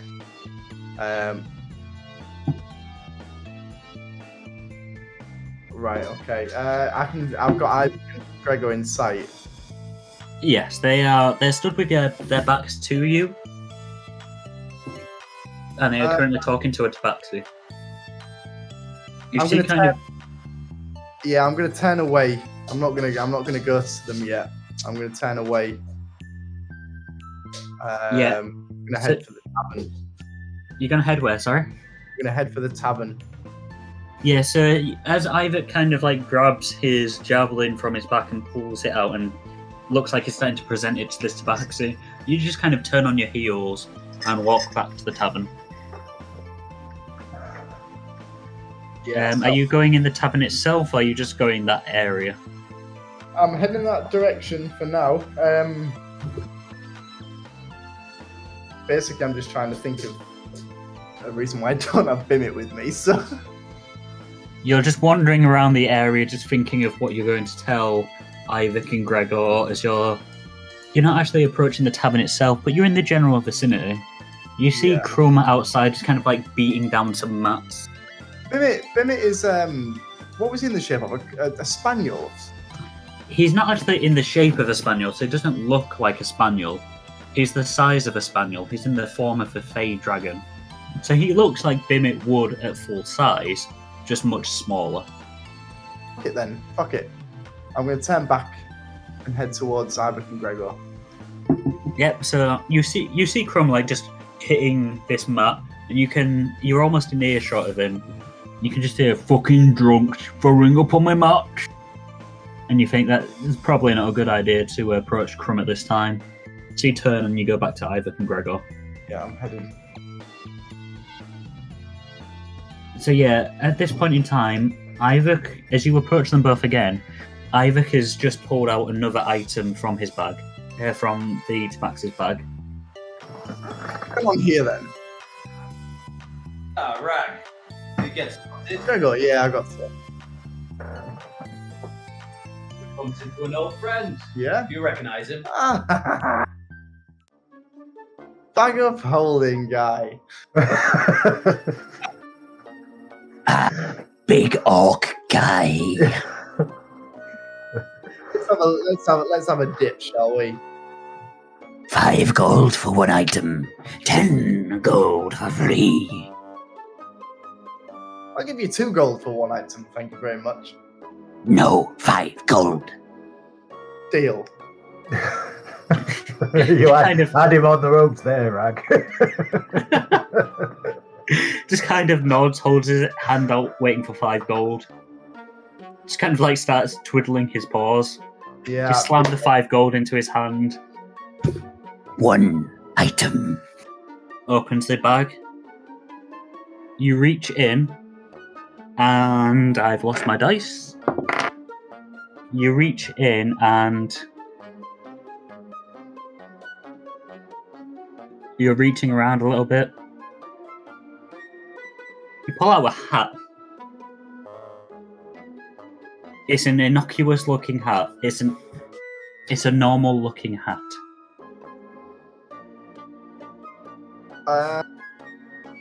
What is this? Lindsay, I believe it is a hat.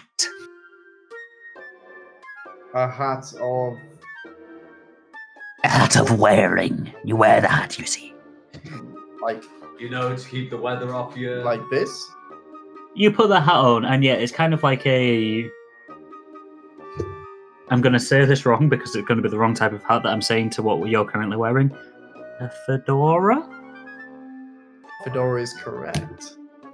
You put the hat on, and it's like a fedora. It looks exactly like a fedora. You don't feel any different, but yeah, you've got a fedora on at the moment. And what am I supposed to do with this? Lindsay believes that people wear the hats. For some sort of statement? He kind of shrugs. Lindsay does not know. You and I, tabaxis and orcs, do not subscribe to the normal commoners, the humans' way of dressing. They wear hats as a symbol of status and to attract a mate. Well, thank you very much. Lindsay thanks you for your custom. Sorry, just to point out, in your inventory, you have an ordinary-looking fedora. Fedora. Fedora hat. Yeah, make sure to put hat at the end.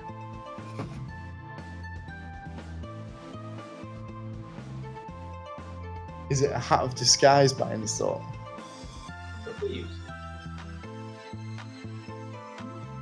Unfortunately, I cannot tell you anything because you are currently in Salt Harbour, which negates all magic.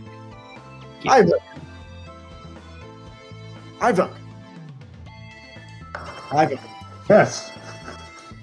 what have you got there? Charm? Charm? And what do you mean, what have I got?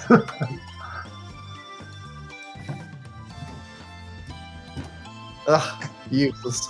Gregor, what did you get? What, from the bag? Yes. Well, I got this very nice ring. What does it do? Well, he's told me it's a ring of invisibility, although it doesn't work. Especially here. So the fight is soon tonight. Maybe we should start prepping. Good point. I'm still trying to sell all my wares. Yes, let's make sure Gregor is up to scratch. And with that, I'm going to try to slap him on the back of his head. You know what? Just roll me a straight up dex, I guess, for that.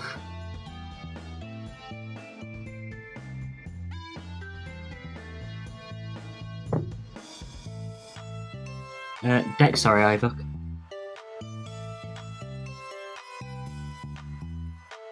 Yeah, I got my 14, but I'm just waiting for my modifier, which is on one of these screens. I swapped all my screens around, so...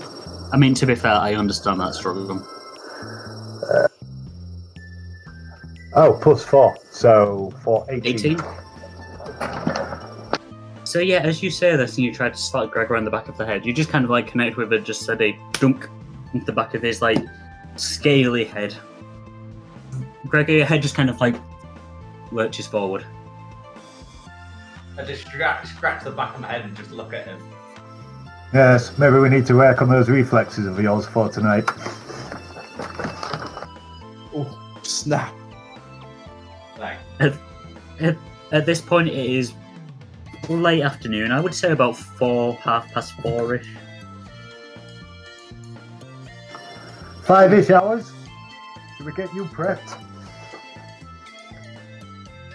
Let's get prepped. Let's go to the tavern. Get yourself in your room and mindset. You need to win this tonight. It's not an option. You understand? Nothing up. Do you understand, Gregor? Do you understand? As Rag is just kind of like leaning in closer and closer to you, Gregor, as he's saying this, you can see there is just utter seriousness behind his eyes. Do my best. You will do more than your best. You will succeed. Why have you bet more money That's on me? Irrelevant. You just Alright. need to. You need to win. Oh. It's a matter of pride, and you should understand. I'll do my best. Your mindset has changed since the other night. Well, what else can I do? Well, you was all confident in winning, and I am confident now in winning. you've deflated to I'll do my best. I'll try and win, but he's a big orc. Don't make me step in again. What is that, a threat? But it's reality. Alright, fair enough. I just walk off. You guys start to make your way to the tavern once more. You see Rag, Crumb has now gone inside again. It is empty outside, and you make your way into the actual tavern itself. You guys have now on the outside of the Baneful Squid, and you are about to enter in. Okay then, Greg. So tonight, unarmored combat, no spells. How are you feeling? Pretty confident, I would think. I've grown since last time I saw him, supposedly. You've grown, but mentally, Physically as well, I've leveled up. leveled up in what? I ask. Hit points. I don't really know what that is, to be honest. I think those mushrooms are still playing with him a little bit. That's fine. Alright, Yeah, Iyvak and Rag, you're just kind of looking at Gregor like he's a madman at this point. Well, shall we have a spa? You want to? Do we have any swords? We all have swords. Fair We fist. don't use swords. Fist to fist. Lizard to man. Or orc. Are you guys outside the tavern? Are you in the tavern at this point? I don't think that's a good idea. Why? He needs strength for tonight. Right, he can What, rest he can up. take damage from us. Yeah, he's got time for... Oh, I see your point. Right. No ale, Gregor. No ale. Just water. Water. Or that potion of hydration you managed to. It'll do. It'll do. So you guys enter the tavern. Like I say, it's about 5 o'clock-ish at this point in time. There's about 4 hours until the fight itself begins. But Rag, as his manager, you believe that Gregor should probably turn up a little bit early so that you can prepare him and everything like that. So you would say about 3 hours, maybe. Yes, Gregor, it appears that you have needed a manager for tonight. Alright. The little goblin and the other betting guy also thinks that I am now your manager. It's Okay. As long as I get my 400 no, gold. of course you'll get. It's no different. It's just every fighter needs a manager, and I've just said I'll take on That's the fair role enough. just to That's just to absolutely keep fine. them sweet. That's fine. Yeah, don't worry. Right, I'll just go into my room and I'm just gonna wait for 3 hours, like just prepping myself. Probably, Yeah. like punching the wall a bit. Get warm. You punch the wall and you kind of like you feel your knuckle pop slightly because you punched a wall. You don't take any damage, but it doesn't help you at all. Ow. Sorry, again. What was that, Gregor? Sorry. I click it back into place. Just pop straight back in. You're as good as new, but you know it's not exactly instilling you with confidence if you can't punch a wall successfully. Yeah, I'll just sit there in silence, in my shame. Iyvak and Rag, with Gregor upstairs, you were kind of like just in the bar area itself, just you're looking around. Crumb is sorting stuff out in the back. There are one or two people in the actual tavern itself, but it is very quiet in there at the moment. Yeah, so what do you think, Rag? Do you think he appears confident to you? He seems a little bit passive. Yeah, he was a lot more confident last night.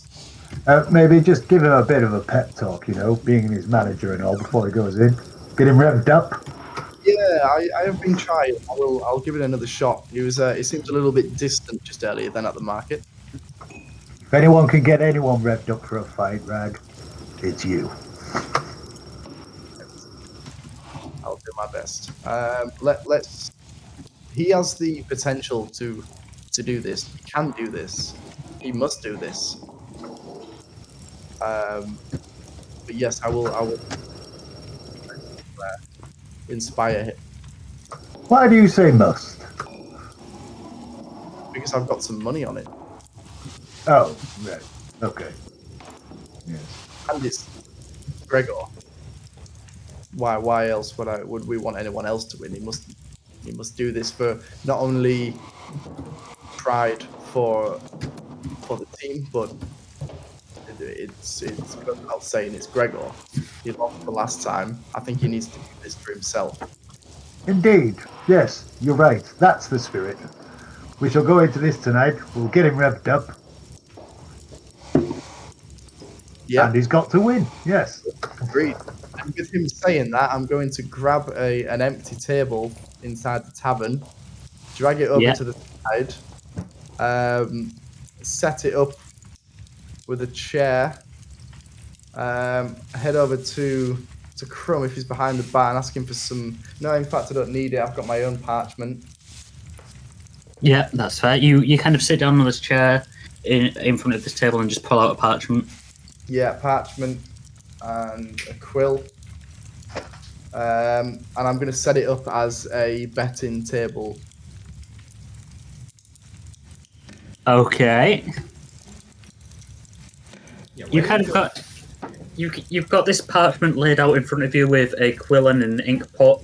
You just kind of sat there just waiting for people. I'm not sat there waiting for people. There's nobody in yet. I've just set it up. Okay, sorry. Yeah. You've got it all set up then. All set up, yeah. And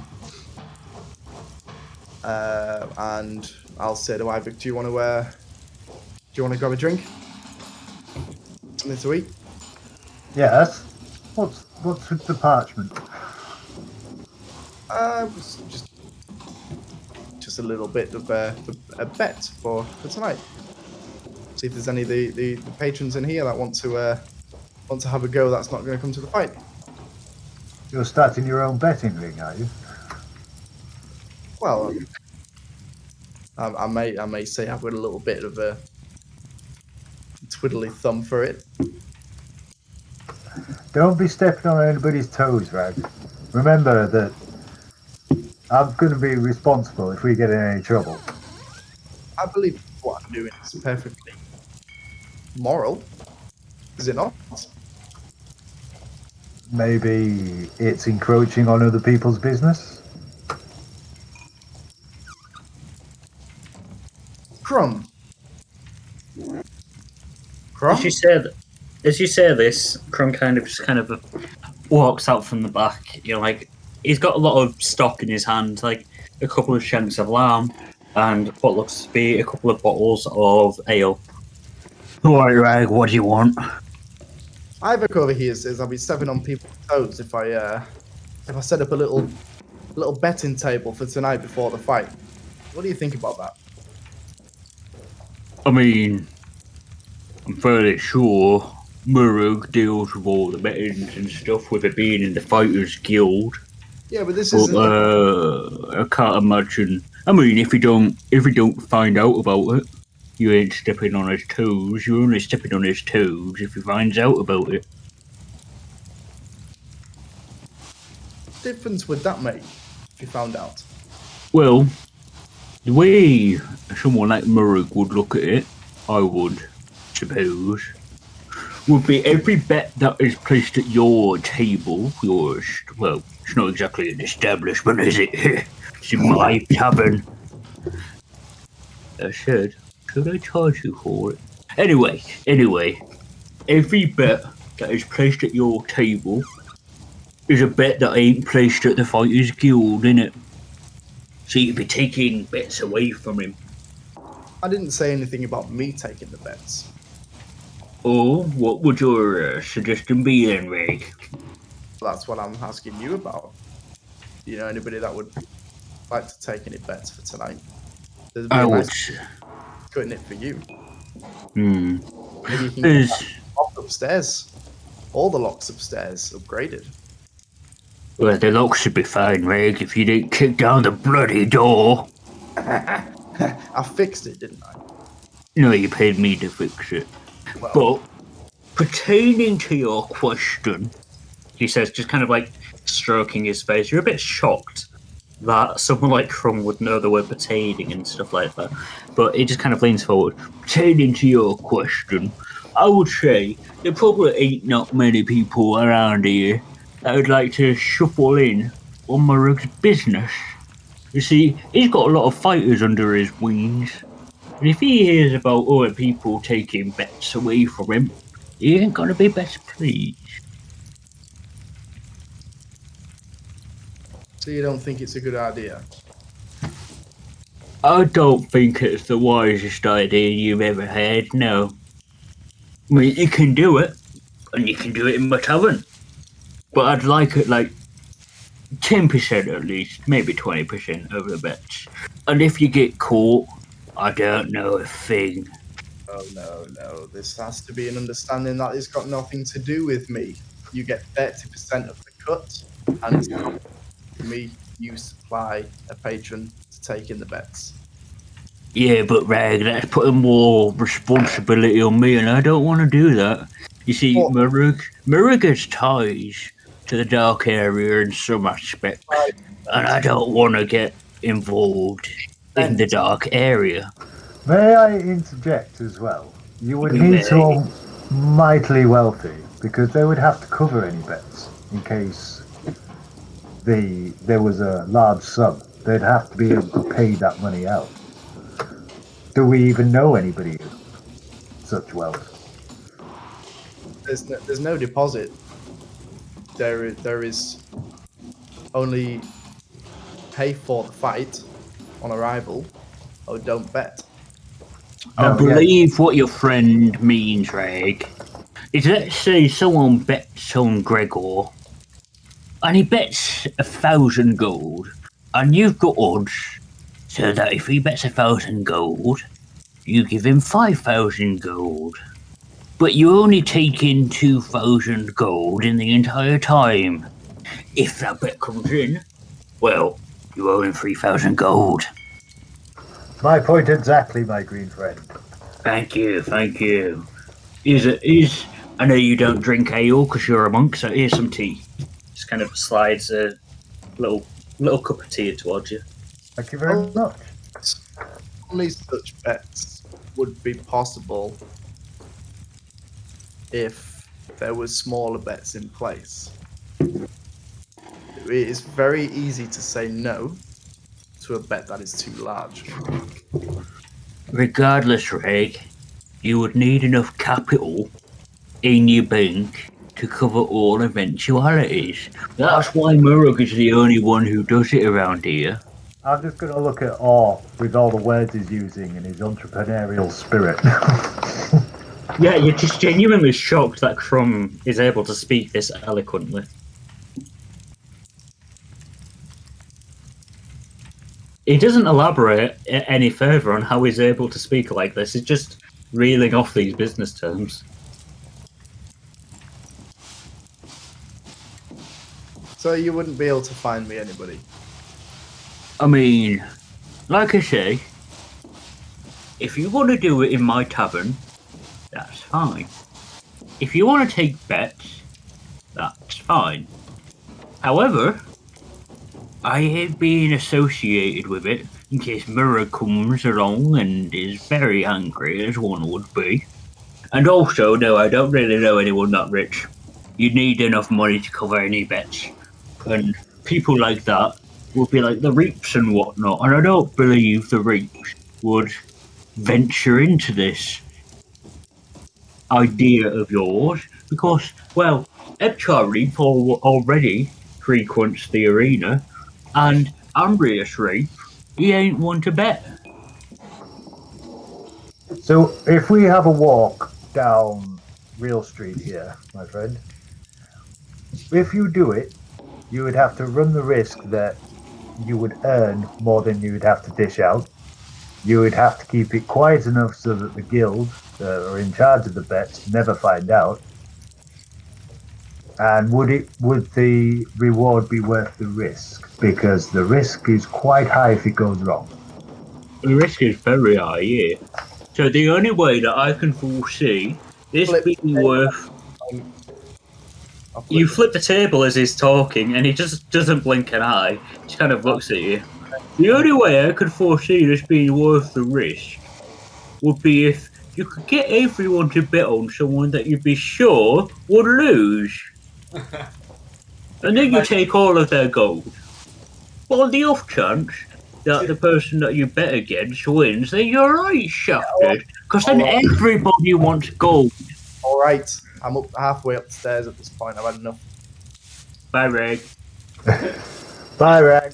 I appreciate the spirit, though.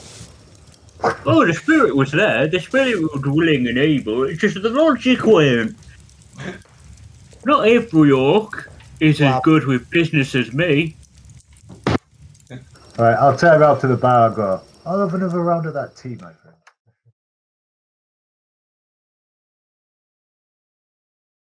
So, at this point then, Gregor, you're kind of trying to psych yourself up for the fight. Rag, you're kind of sulking in your room, just like, I thought it was a fucking good idea. The fuck are they on about? And Iyvak, you're just kind of just gently supping your tea with Crumb. You're just kind of enjoying chatting to each other. You're not even really chatting about the quest and stuff.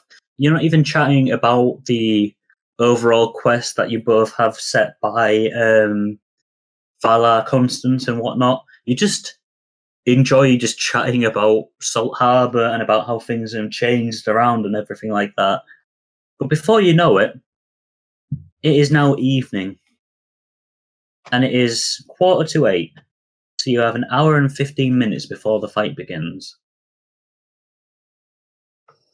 The tavern itself has become more busy. Blimey, the time's getting there. I'm gonna run upstairs and knock on Greg's door. Yeah, Gregor, you can kind of hear like a... Greg! Yes, I'm coming. Can't just swing the door open. Reflex test. I'm gonna go like that in his face. Roll me a dex check, please.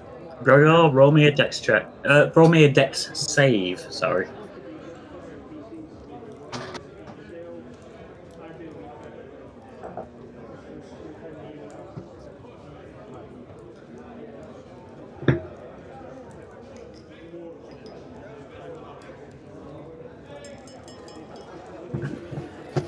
$17.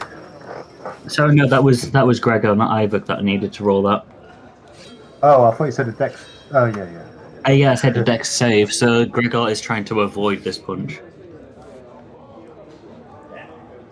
Yes, please. 17.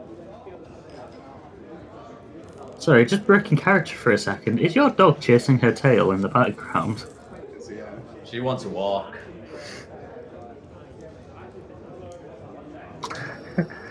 Anyway, Get that tail. Iyvak, as you throw this fist at Gregor as the door opens, Gregor, you realise at the last second and kind of just shift your position slightly. The fist grazes against your face, but doesn't actually damage you. Yeah, hey, that's the spirit, Greg. I look shocked in a minute because I was just having a nice rest and all of a sudden I just see this fist coming towards me. What the? I'm going to pat him on the shoulder and go, that's the spirit, that's what you need. Dodge and dive. I'm trying to ramp him up. Fair, that's fair. I'll exit my room. Are these up on the same floor as me? Can I see them?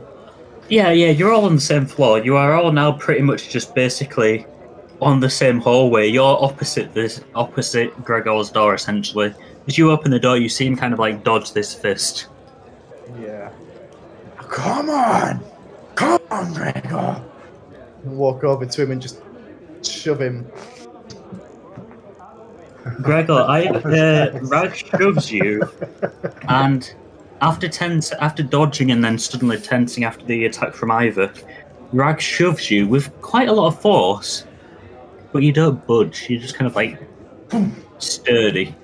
Yes, that's what I'm talking about. Are you ready? I'm ready. Yeah? Let's go. Are you feeling better than you was earlier? Because you was being a pussy. I just go for a swing at thingy, but then I stopped right at his face. I need you then, if you're trying to stop this punch from actually hitting him, I need you to roll me a... I think that might be a sleight of hand. No. Roll me a dex, just a straight up dex check, because it's more acrobatics and reaction than anything else. You're not trying to do stealthily stuff with your hands, so roll me a dex. Just a straight up dex check. Is that me or? No, Gregor. Gregor. Rag, you mean? Gregor, no, he's trying to stop his hand. Depending on what happens next will depend if you need to roll anything. What was it, Dex? 5. Yes. Alright, Rag. Again, yeah, just a straight up dex save. 12.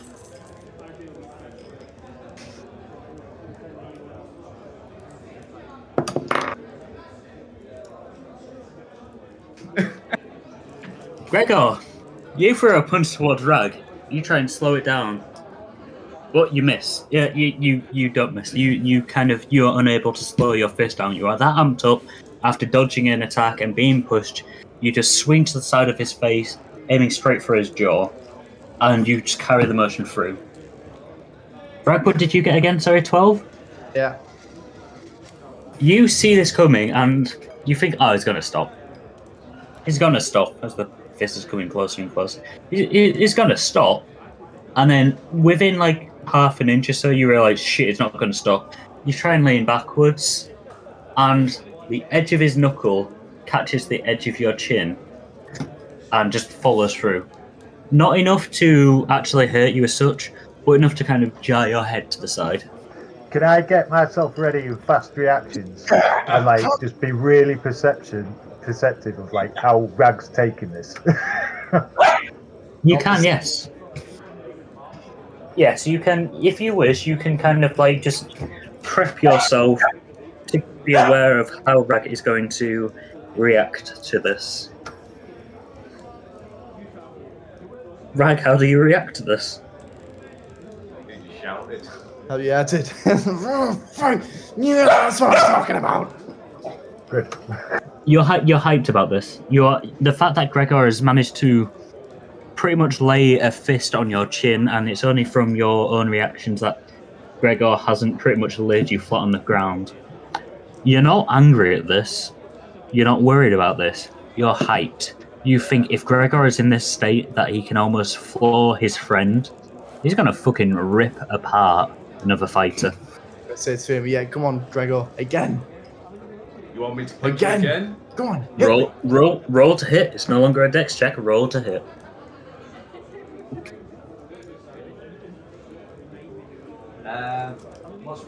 Do I use initiative? Fist. Sorry. No. It's your. What is it? Actions.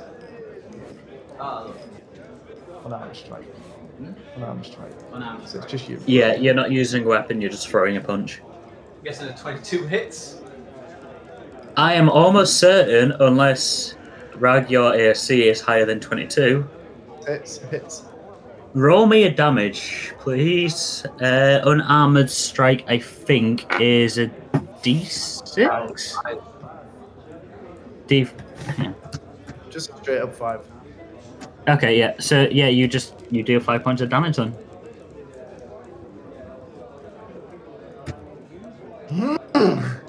Yes! That's the spirit, Greg. Hit him again. Actually, sorry, Greg. What's your strength modifier? My strength modifier. Yes. Modifier, not the actual strength itself. The modifier, the plus whatever. +4. Oh, okay. I've worked that out wrong. Yeah, we'll just do it as a +5 for now. Rag, you take 5 points of damage as Gregor just kind of like, again, just swings up this time and connects directly under your chin. As he connects, you feel your chin rise and your feet lift off the floor for a split second. Woo! Woo! Yes! And I just scream. Yeah, Gregor, you are hyped at this point in time. Brilliant. He's ready. Let's go. Should we get there early? Yeah, let's go.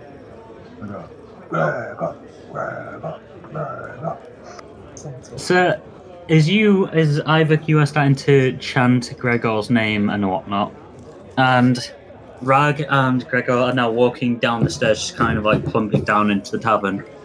You walk down and you see that there are a lot of people in the tavern itself, and they all just stop talking and look at Gregor as he comes down the stairs. Behold, the Titan of Terror, the Mountain of Murder, Gregor! It's Gregor! There's a very slight pause before you just hear, Gregor!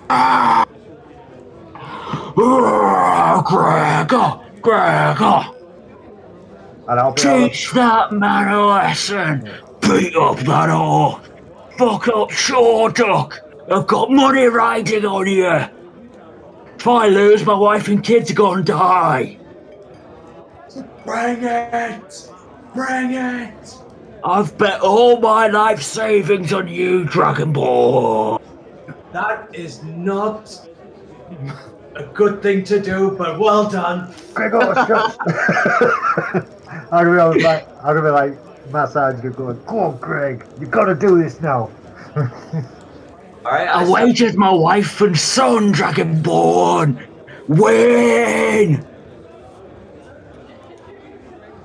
I just look very confused over and just like, okay, just walk on. You just kind of see Crumb in the background just polishing a glass, just massive grin on his face. He's more bemused than anything else.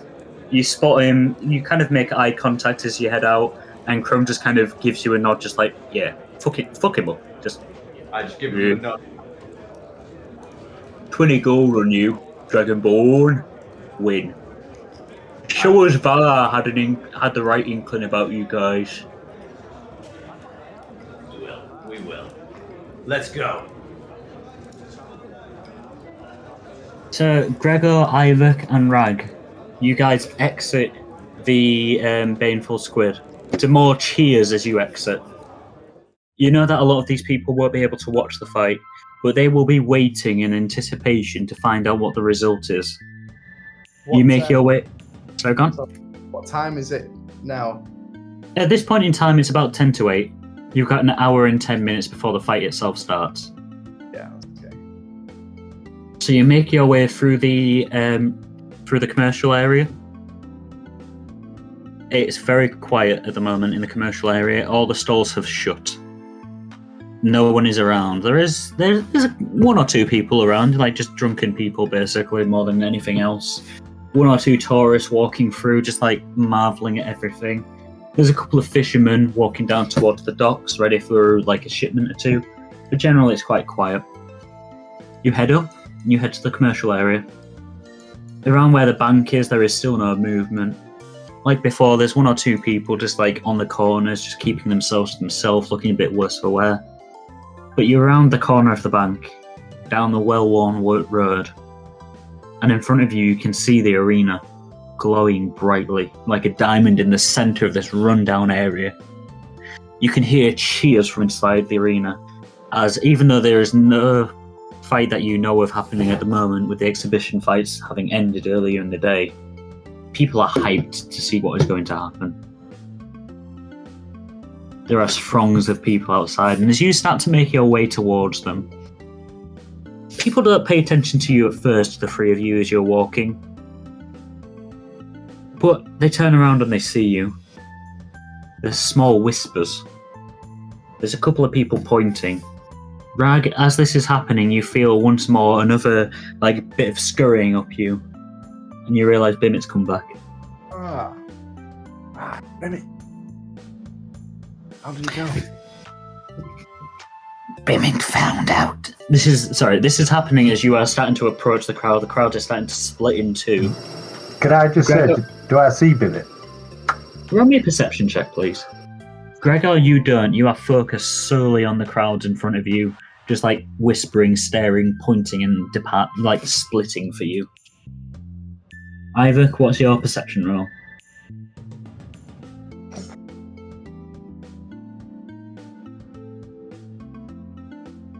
Say that again, sorry, I couldn't hear you. 4. No, unfortunately, because of the amount of people that are around, you're unable to see Bimit. Bimit essentially is like sneaking in or sneaking between the large crowds. You didn't even really notice that Bimit wasn't with Rag, seeing as most of the time he's asleep on Rag's shoulder. However, Bimit kind of claws his way back up, just wraps himself around, wraps his tail around your forearm again. Bimit found that little goblin lives in arena itself. Goblin doesn't leave arena except for food. Goblin sleeps in arena from smells. Do you know Goblin has nest. Do you know whereabouts in the arena? It smells as though the lower arenas, the lower levels of the arena. Hidden away. That's very good. Well done. Steak. Steak will be tonight. Promise. In fact, Go on. How does 5 steaks sound? Just kind of raises his head up, and you see a very small but very obvious burst of flame just erupts from his mouth. Steak. Yeah. Well, there's perhaps one more thing you can do for me tonight while the fight is happening. For more steak. Huh? For more steak. More steak. More steak. More steak. More steak. Yes, more steak. What do you wish Bimit to do? I wish for Bimit to find where he sleeps. I need you to find at least me the door that leads down to the lower levels. Bimit can look for door. Bimit will let kin know during fight. You're in fight, but stay with me until the fight happens. I will let you know when I want you to go. For steak, Bimit will do. For steak. 5 steaks for Bimit. 5 steak. Just kind of looks side to side, just very happy. We will we'll head on after the fight tonight. After we've finished our business here, we will go and get you your 5 steaks. Bimit agrees to terms. Good Bimit. Kind of like snuffles down back onto your shoulder and just rests for now until he's called back into action. Let's go then. Yeah, these crowds have departed, they've split to the sides, and they're allowing all 3 of you to walk through. The doors are open, and the Fighters Guild is much busier than you have ever seen it before. Like you've been in there once or twice. You went in there on the night that both Rag and Gregor fought, but you have never seen it quite as busy as it is currently. It is packed, wall to wall full of patrons. Quite a few of them are drunk. Quite a lot of them are not. They're all very rowdy and loud. You see the waitresses aren't even able to walk between them. They see you, Gregor, as you walk in with Rag and Iyvak, and they don't depart, they don't split like the people outside did, but they kind of like pat you on the back as you go. And they kind of like push you towards where the betters table is.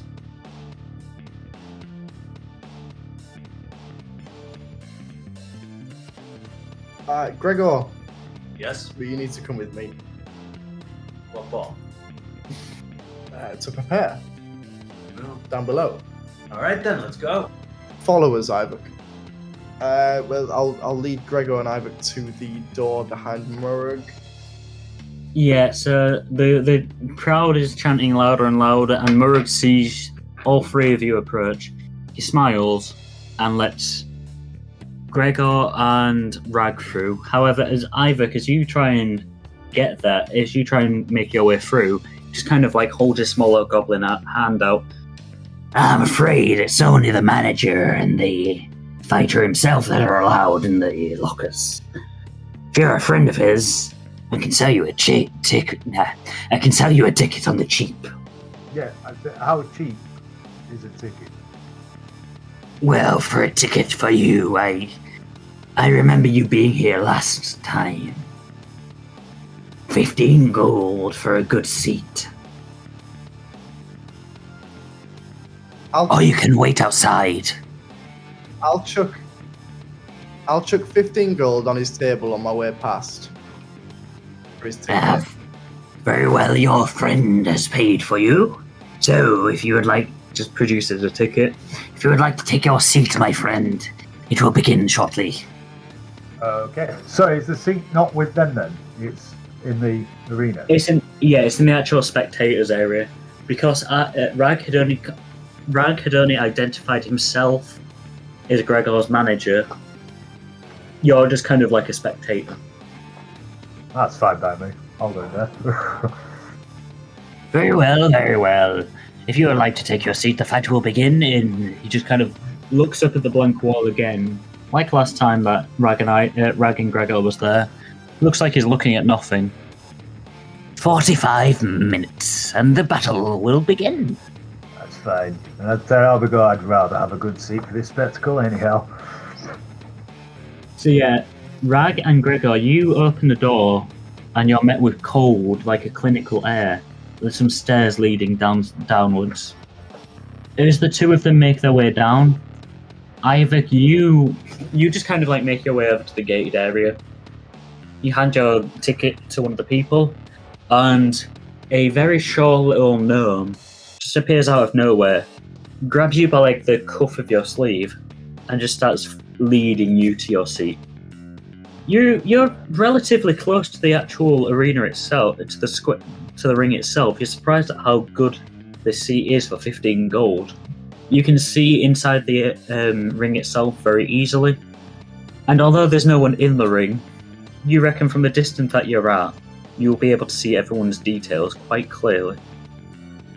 Okay. Rag and Gregor, you are now heading down this dark, kind of like clinical staircase. I keep an eye on extra doors I can see down there.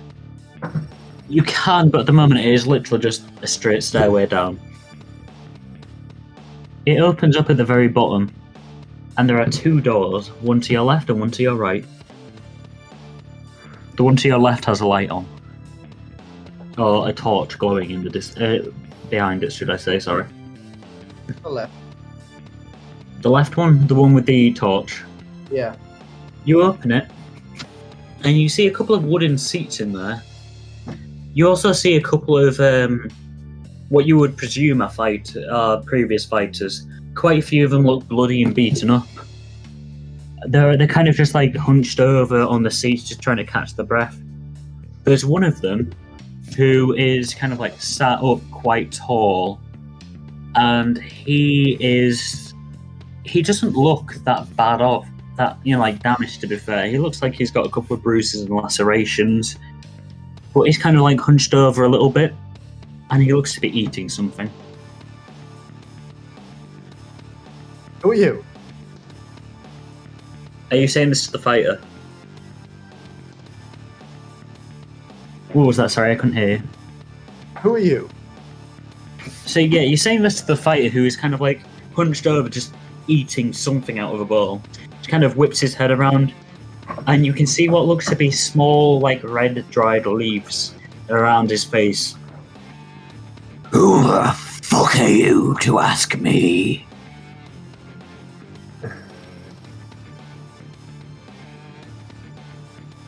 Is it who I think it is? It's not Sharduck now. Wait. Come on, Gregor, take a seat. Let's ignore him. Yeah, this guy is going back to his bowl and eating what looks to be dried red leaves. See, you sit down where that fighter was just like scarfing these leaves. You sit down a couple of seats away from him. You just kind of like hunch over. You start taking a couple of deep breaths. You look to the wall where there seems to be a rudimentary clock, and it shows that at this point there's only 15 minutes left until the fight begins. Can I take an insight in the guy that's eating the red leaves? Yeah, go for it. Roll me an insight check, please. What are you looking for exactly?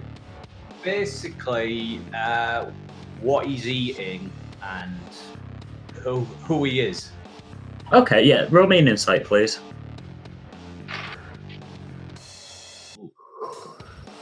23. Okay, so the fighter himself, you don't know exactly who he is. You've never seen him before in your life. But given the context, where you are, how bloody he looks and everything, you would happily presume that he is someone who has fought very recently in the ring. As for what he's eating, again, you haven't really seen these before. You can see that he is definitely eating some kind of red leaves. But again, given the context, you remember what Arja said about the contract to assassinate Murug earlier in that day, and how Murug had been pretty much forcing his fighter to eat goji leaves, a type of leaf that when eaten, they kind of like they increase your resistance to damage, essentially. However, at the same time, overuse of them can have adverse effects.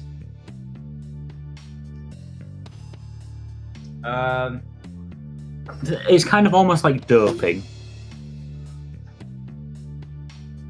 Okay, I just leave him to it. Just like, all right, yeah. I'm gonna start ripping up my bedroll. Okay. Take the outer material off to sort of create like a bandage kind of material to wrap around Gregor's fists. Yeah, so your bedroll is now completely messed up, and you wrap these linen bedrolls around Gregor's fists. Gregor, even though you need to take away your AC for your shield and stuff, add 1 AC to your stats for this fight. Okay. An extra 1 AC after that. What's your round? I just remember it's 17. I was going to say, yeah, if you've taken your shield off, so it removes that 2, then just add 1 to whatever it is. But you're taking 2 off to make it 16. to make it. No, 16. sorry, I've already Right, done it. so Yeah. it's 17. Yeah, so your alright. AC is 17. Okay, yeah, fine. So yeah, you now have these linen kind of like bandages wrapped around your hands. You're kind of like jabbing into the air in front of you, getting yourself psyched up. You look up and there is minutes to go. Shorduk hasn't turned up yet, but there's still 3 or 4 minutes to go. You Come wonder on. if he's. Come on! Are you ready? I was gonna say you wonder if Shorduk is going to be in this locker room or another one. Who's that, me or? Both of you just pretty much, you're kind of confused that Shorduk hasn't appeared yet, but Rag, you remember that there are 2 sides to this arena.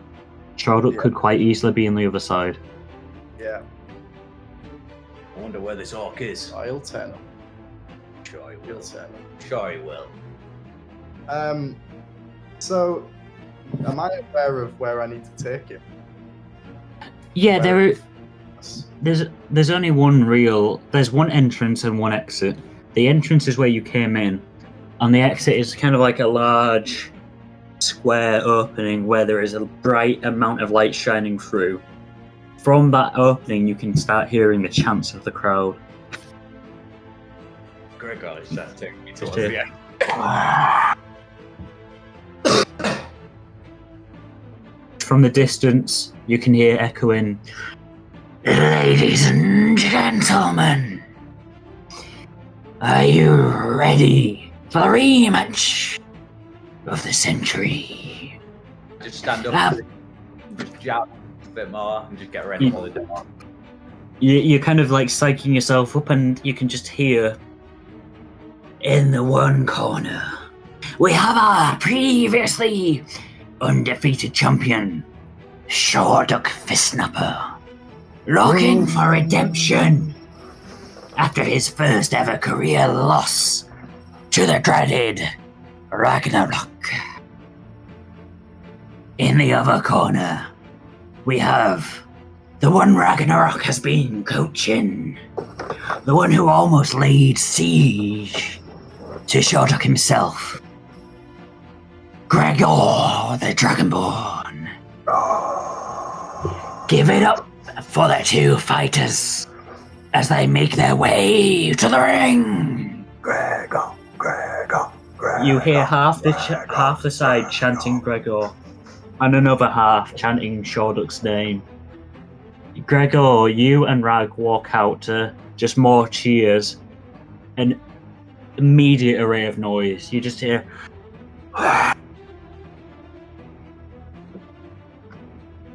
The lights blare in your face and blind you for a second, and as your eyes adjust, you see the circular ring in front of you beckoning you forwards. Do this! Do Let's it. do this! Right, You yeah, both- walk him out.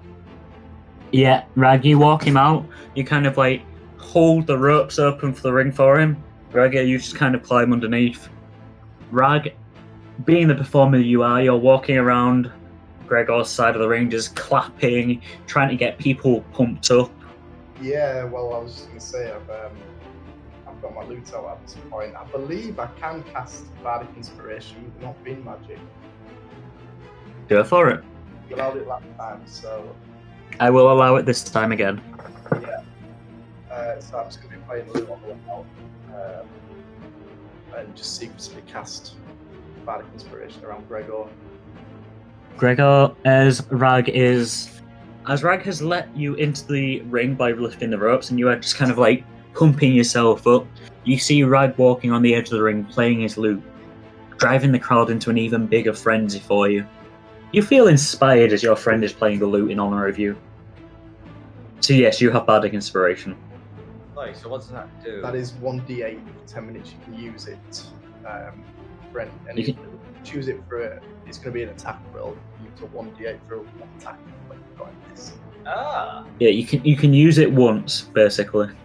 Does that include onto the 5 hit? Yeah, then to the hit. Oh, brilliant. Oh no, just the No, attack. it doesn't. No, just the attack, not on the actual damage itself.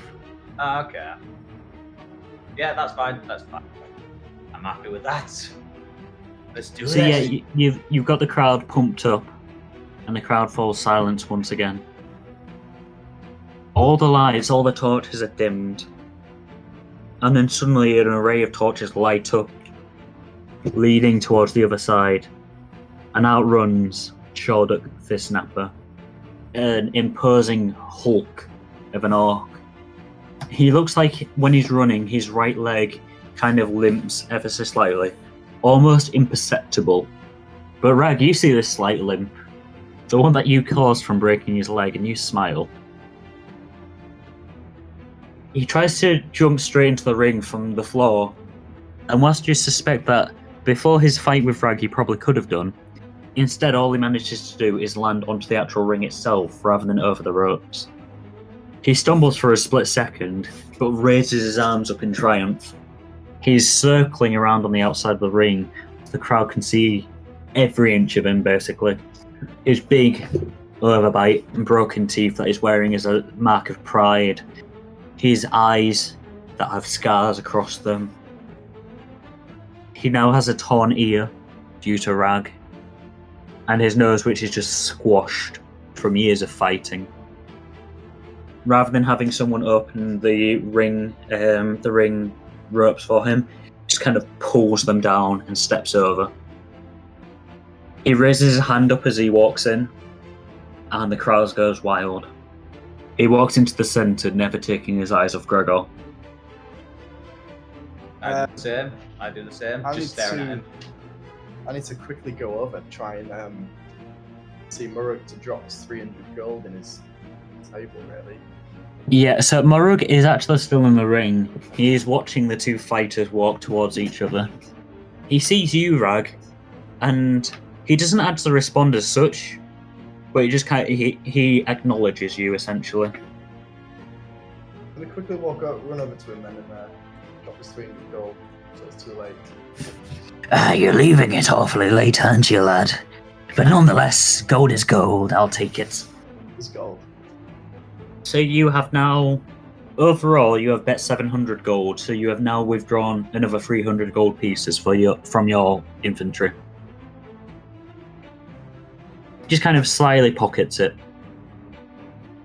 Well, with that out of the way, Just kind of lifts his head back. let's begin! Ladies and gentlemen, I've given too many introductions already. There's nothing more to say. Let's let these two fighters settle their differences in the ring! Let's do this. The crowd roars again. Murug just kind of quickly scampers out of the ring.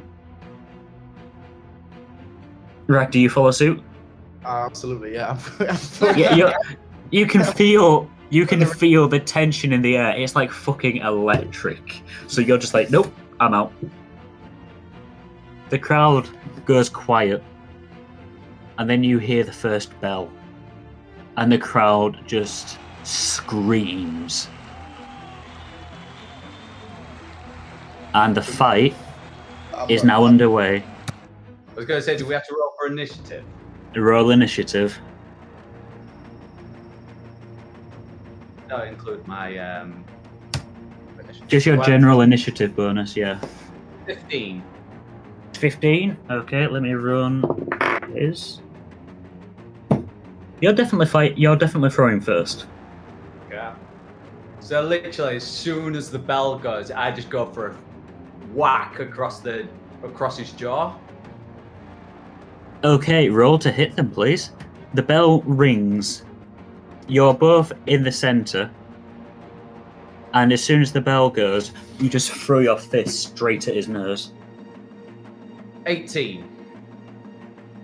18. That is a hit. 5 bludgeoning damage. Yeah, so the second the bell goes, you swing for him. You take him unaware, and you crack him straight in the nose. You feel it crunch ever so slightly. Not enough really to fully throw him off balance, but his head goes back a bit. He leans forward and smiles, a little trickle of blood going down his nose. Yeah, that's it, Greg. Do it again. I'm guessing a 6 doesn't hit. No. After taking the punch to the nose, then he tries to respond in kind, but rather than going from the side, he just literally pulls his fist back and launches it forward. You kind of see this coming, and you lean your head to the side, lift your hand up, and just bat it away. As I bat it away, I just go for the same hand again and go straight for his stomach. Just Roll to hit.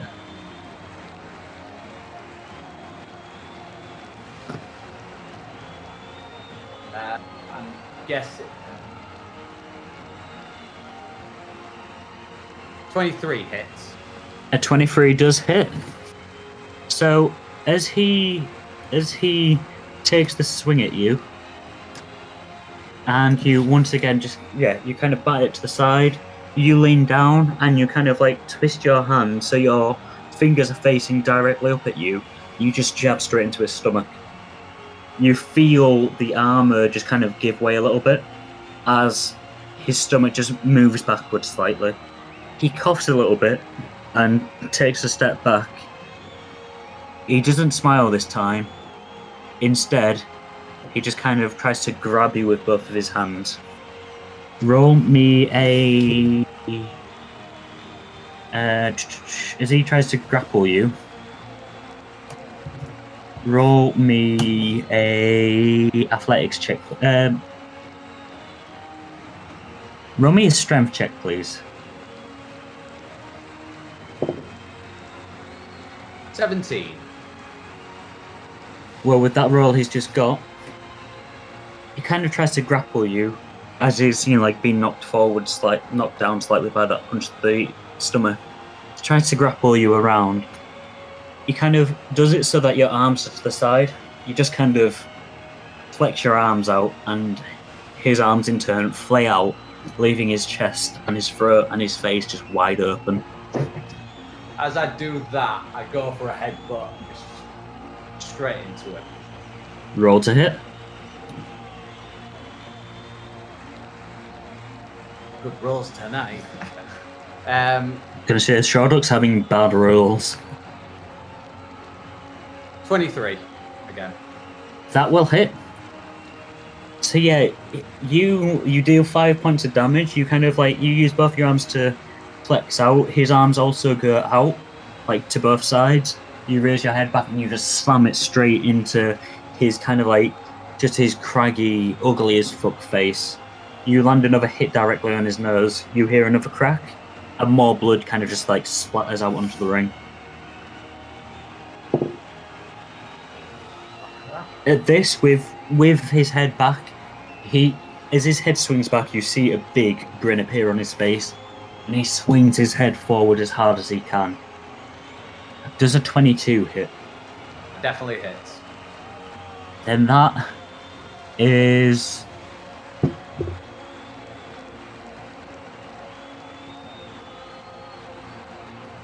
8 points of damage. Yeah. So yeah, he swings his head back. After you've headbutted him, you see this big grin on his face, and with the opposite momentum, he smashes his head into your forehead. You feel dizzy for a split second, but regain your footing. The crowd is going wild at this point in time. You're not even really moving around the ring, you're just kind of trading blows, stood still. Okay, so as did I take a step back? Or... You took, you didn't take a full step back as in you walk backwards, but one of your feet steps back out of just sheer force from his headbutt. I kind of just go back and then just get my fist again, and I'm just going to go straight for his chest. Roll to hit. Rag and Iyvak, you are seeing Gregor now just standing toe to toe with this orc, which is a good couple of inches taller than him. Both of them just throwing punches and headbutts, and neither of them shifting from their position. I was just going to say, Tom, we were just about to roll off. Do you want me to do a re-roll, or...? If it's rolled off the side, yeah, do yourself a re-roll. Okay, 22. Fucking hell. That will hit, so how are you attacking him again? Just literally, as I knock back, I kind of bounce back and just go straight for his chest. So you bounce back, and yeah, you clench your. You kind of like look down. You see your open hand. You clench it with all your might, and you use the force to just swing straight into his chest. He isn't wearing any armor as such, so you connect straight onto his flesh. And for a split second, you can feel a very slight crack in his chest. He takes 2 steps back with this. He breathes out very slowly, very calmly. Does a 20 hit? It does. It does. After taking... Can I Sorry, just go put on. At this point, I'm going to send Bimit off. Yeah, so you see Gregor punch him, and Shortlock takes 2 steps back. The crowd is going insane at this point. All eyes are on Gregor and Shortlock. Bimit, go. Bimit will go now. Just kind of like unwraps himself around your like forearm. You can feel him scurry down your back. You see Murrug look at you for a split second, but you don't think he's actually seen Bimit at all. He's just kind of looking to see how you're reacting to your fighter doing. As the crowd has all of their attention on the fight going on, Bimit just kind of like disappears down below where the locker area was. Okay. So, I believe that Shortlock had taken a punch. Yep. And he got enough to damage you, I think, on that one, if I remember rightly. It was like 20 or something. So he takes 2 steps back. He crouches down and leaps up, both hands in the air. Slams his fist down onto your shoulders. Does another 8 points of damage.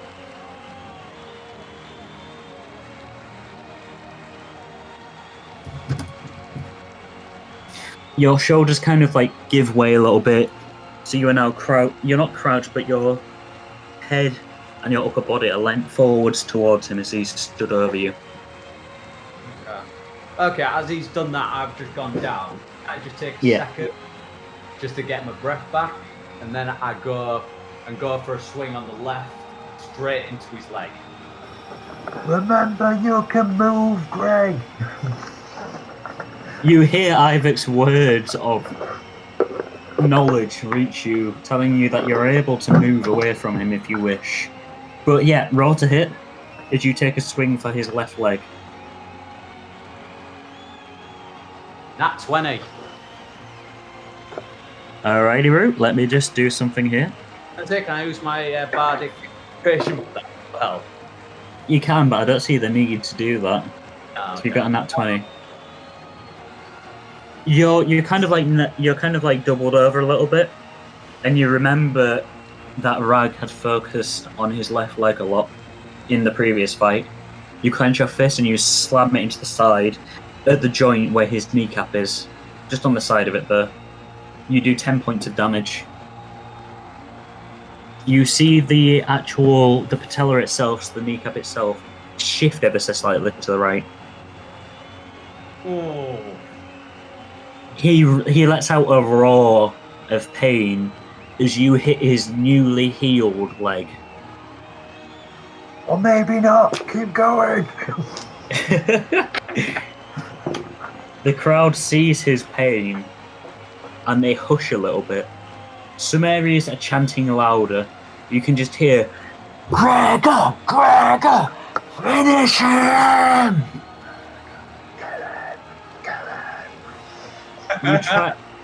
He tries to use this as anger to focus his rage.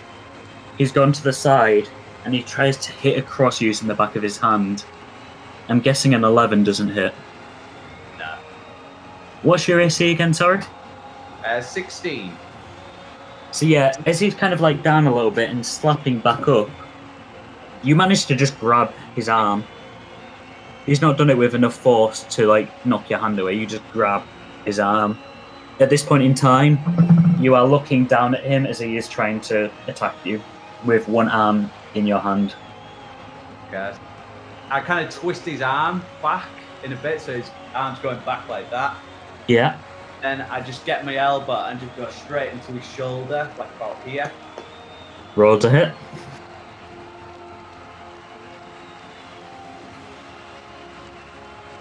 $24. Yeah, so you pull his arm back, and he looks up at you after you caught his arm and pulled it, and you see an actual glimpse of fear in this orc's eyes. You just kind of shoulder drop straight into his shoulder. You hear a loud crack as his head jerks, and from his arm that you have like held, you feel it kind of like essentially twitch from you hitting the nerve directly. Tear him apart! Shorduk, to the detriment of his own health, this orc is a warrior. He has been through a lot.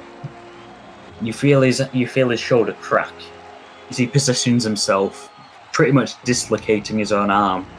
He plants his hand down, so his arm is up, his body is reaching down in a non-natural angle.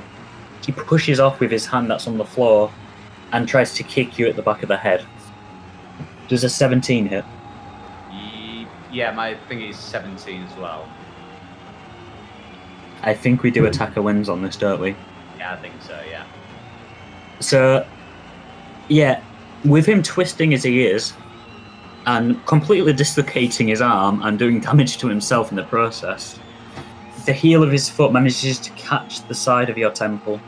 The shock of it causes you to let go of his arm. You stagger back ever so slightly, and the crowd again just... He kind of spins around. His left arm is a bit limp at this point, dislocated. He raises one hand up, just blocking half of his face. Pretty much beckoning you to try and attack him. How much points did he deal to me? He did 8 points of damage, sorry, as he hits you in the side of the temple. You can see he's not doing great at this point in time, but he's also not going down. He looks as though it will take another good couple of hits to take him down. Right. Have I stepped back from him? You took a step back after he kicked you in the temple, yeah. Spit on the floor. And then I'm just going to go in for another hit. Just literally just duck and weave, and then I'm just going to go from where he's blocking that, I go the opposite side and just going to go straight into the side of his temple. So yeah, roll to hit him from within, please. 23. Out of... Oh wait, no, sorry, is that your hit, sorry? That's the hit. Okay, yeah, sorry. Gregor, how do you look at the moment? What is your HP? 9. Gregor is very unsteady on his feet, but credit to him, he is trying his best. He is just trying to dodge all the attacks he can. He knows more than anything, as long as he can get the hits in, he can take down Shorduk. It's just if he gets hit. 23, did you say, with that? Yeah.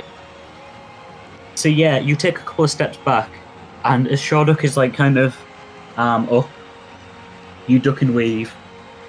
It looks like he tries to grab down to your like fist, but you kind of feint and you swing across the side into his face, cracking his jaw, doing another 5 points of damage. He staggers and he spits out blood, and a tooth drops out. He's kind of... He's only fighting with one arm at this time, and he looks a bit unsteady. In fact, he looks very unsteady at this point in time. It looks like it's going to go down to the wire between the two of you. As he spits out the tooth, and he's got one arm, he kind of just rushes towards you. You see him crouch down. He jumps up and tries to drop kick you. Does a 13 hit you? No. You see him about to do this drop kick, and just instinct takes over more than anything else, and you roll underneath him. He kind of lands on the floor. He is currently prone. So you attack with advantage. Ooh, nice.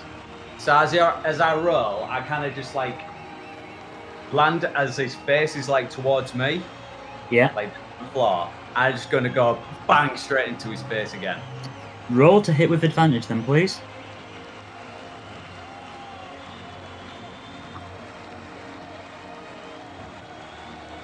$18. That is a hit. So yeah, you kind of as he tries to drop kick you, you roll underneath. He lands. As you finish rolling, you kind of plant your feet, turn around, and just smack straight down right into his face. His nose fully cracks at this point, and blood just spurts everywhere.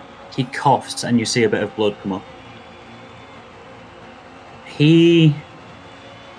Let me just find something. I think that might be. He coughs up a little bit of blood,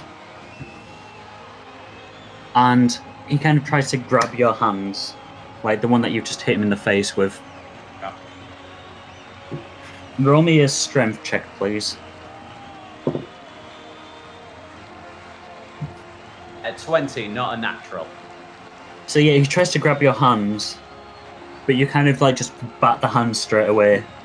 He's still on the floor in front of you. All right. He's bleeding badly at this point. All right. As I bat his hand, all right, I just shout at him, "Stay down!" Bang, and go straight into the face again. Roll another attack with advantage because he is still prone.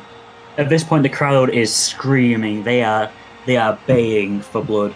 Iyvak around you, you can just hear cries of "Finish him!" I'm doing exactly the same. Just cheering for him. 21, did you say, sorry? 24, sure. 24, you reach back again as you're screaming, stay down, and smash your hand straight back into him. This time hitting his mouth, breaking more teeth. It looks like you have broken his jaw from the way that it just kind of like shunts to the side. Rag, you have never seen Gregor this violent before. I'm going to start looking in my bag of holding for that crystal that negates the new mind crystal. Okay, I'm not sure where you're going with this, but okay. Just want to look, see if I can get it. Say that again, sorry? I just want to look to see if I can get it. It is, as you open the bag, it is within arm's reach of you. You'd have to put your hand in, but you can grab it. I'll put it in, I'll wear it. You are currently wearing it, so there is no magic that can affect your person itself. Either you can't cast magic, and magic can't be cast against you if you're wearing it at this point in time. It's not that crystal, sorry, it's the other one. The one that... Ebchar? Oh, Amrius, the one that Amrius gave you, the black one. Yeah. That is currently with Bimit on his like little collar. Yeah, that. Remember that little black crystal, the one that negates the pink new mind crystal, is what allows him to keep small. Of course it is. Right. Okay. Yeah. Sorry. Ignore me. Yeah. Basically, then you see that Gregor is just pounding the shit out of this guy, more violent than you've ever seen him before. You open the bag to look for the black new mind crystal, and then it dawns on you. Bimit is wearing the crystal. After you've just punched him in the face again, Gregor, he tries to grab. He's like pretty much flailing at your hands at this point in time, trying to grab anything. I'm guessing an 8 does nothing. No, nothing. Once again, you just bat his hand away. Right. Okay, I'm just gonna literally just grab his head now this time. I said, stay down! And I'm gonna go for a headbutt. Before you roll to hit, roll me a con save with disadvantage.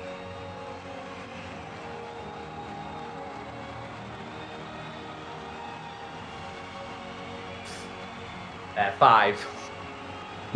Is that with disadvantage as well? Sorry. That's with disadvantage. Yeah, I believe you take the last one, don't you? Yeah, that's correct. Yeah, let me just work something out very quickly. You grab him by the side of his head, you raise your head back, As you do so, you are now seeing flashes of everything that has happened previously.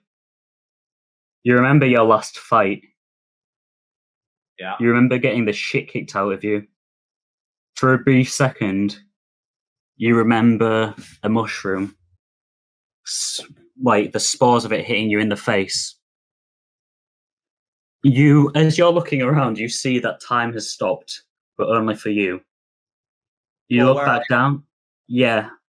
Only for you, time has stopped. You look back down and you see a giant grin on the face of Shorduck. Oh, shit. Yeah. I see you are winning this fight. That's a nice change from last time, Gregor. What do you want? Oh, nothing much. I just wish to see how it's going. I've tried getting in touch with you, but unfortunately, in this city, the only place that I seem to be able to communicate is this arena. How are you finding it? How are you finding your memories? How do you know about my memories, Zurich? Oh, well, you don't remember? Well, I just had a flash about something about a mushroom, so... Yes. In your folly, you picked up a new mind mushroom, and it obliterated your mind. Your friends tried to regain your memories for you, but it doesn't look like they were successful. It looks as though they gave you false memories. Busted. And that is why, Gregor, 2 sets. Glorious, is it not? I'm kind of shocked. So, the others knew about this the whole time? The others are the reason for this, Gregor.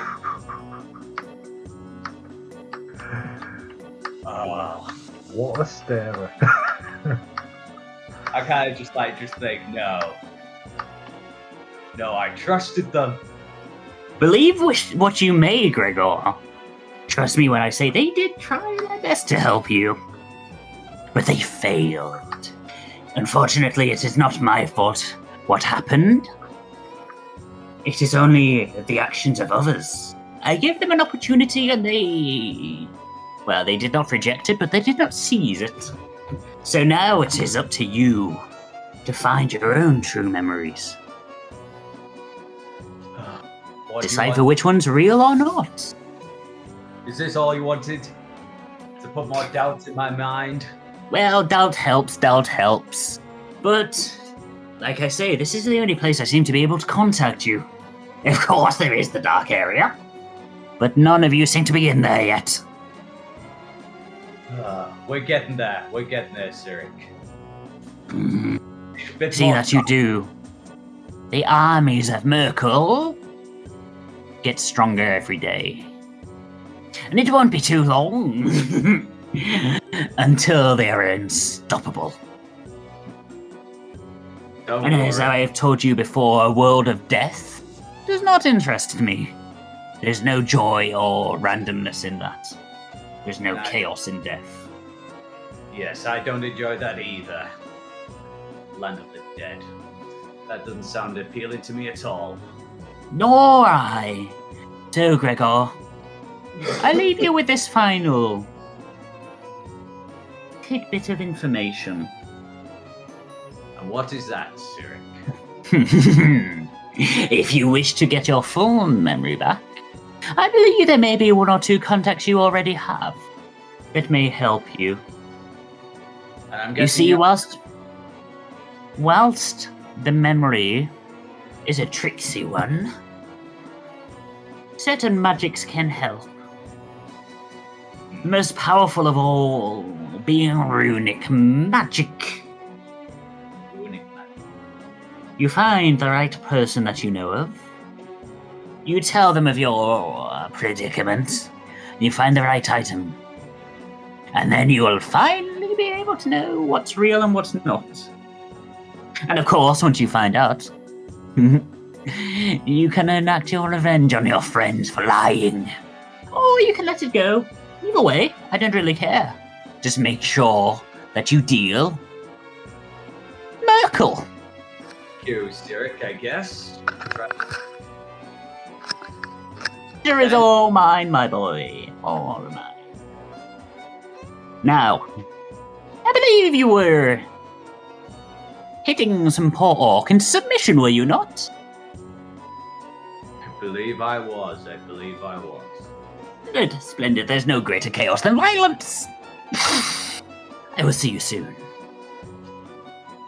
I hope not. I feel hurt, Gregor. I hope we do meet very soon. And what is that? Well, the more we see each other, the more you help me. The more we drive back, Merkel, and the more I'm able to sow chaos across this region. Tell me, Zurich, do you actually intend to let us go? A man of my word, dear Gregor. You fulfill your end of the bargain, I fulfill mine. But of course, if you don't fulfill the bargain, well, I cannot be held accountable for your consequences. And they call you the god of tricks. They call me many things. And all of them are jealous. We'll be seeing you soon, Zurich. Hello. And with that, the smile fades, and you hear the chanting once more. You are You hear the chanting as you are holding this orc, like by his lapel. You can hear Iyvak specifically chanting your name. You can hear the crowd wanting you to deliver that finishing blow. And I do. How do you do it? Or how are you going to try and do this? Alright. Oh, this is unscrewed. Okay, As the crowd is chanting louder and louder. Things almost seem slightly warped. Yeah, you can... Sorry, as you're looking around, like time's come back, you see, almost in slow motion, Iyvak kind of like chanting with, not anger as such, but want of violence in his face. Like that, yeah, pretty much exactly like that. Almost in slow motion. You look across and you see Rag with a giant grin on his face. Does he realise? Pretty much like that. The same that he had in the tavern where Iyvak forced his grin. Okay. As I look around and I just go straight back to him, I just scream, just go, ah! And just tilt my head back, and then just go in for a final, like, headbutt into his face. Roll to hit, but with disadvantage. With disadvantage? With disadvantage. Your head is not in the game at this moment in time. Natural 1!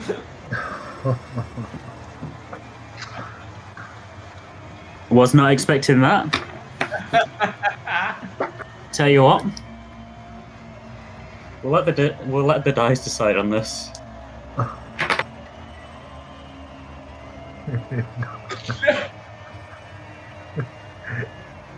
I need to find the right one for this.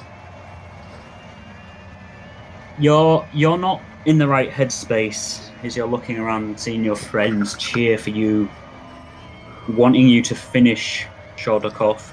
You swing your head back. You swing it forward to try and finish him off. You crack him right in the head, but it doesn't seem like it's done it correctly. You've actually hit him with the bridge of your nose rather than your forehead. Blood spurts out from your nose as you are dealt 8 points of damage. You feel your vision start to come and go. You're still on top of Shorduk, just kind of swaying slightly. Yeah. He sees this. You look down as your vision is starting to go into double and triple vision. You see his hand clench.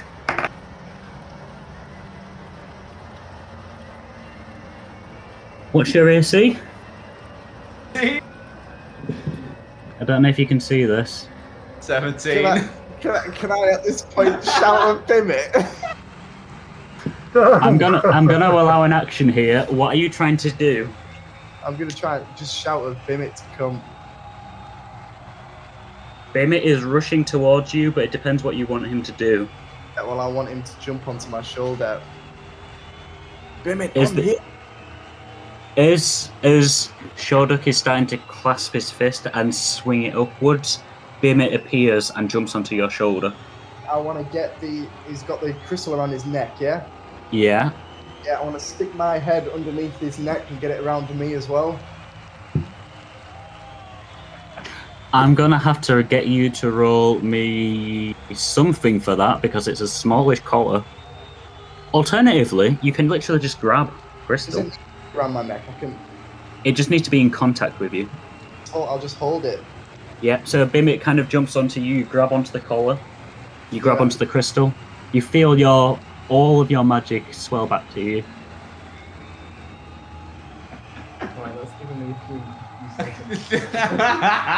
Just to point out, Rag, you're in full view of everyone.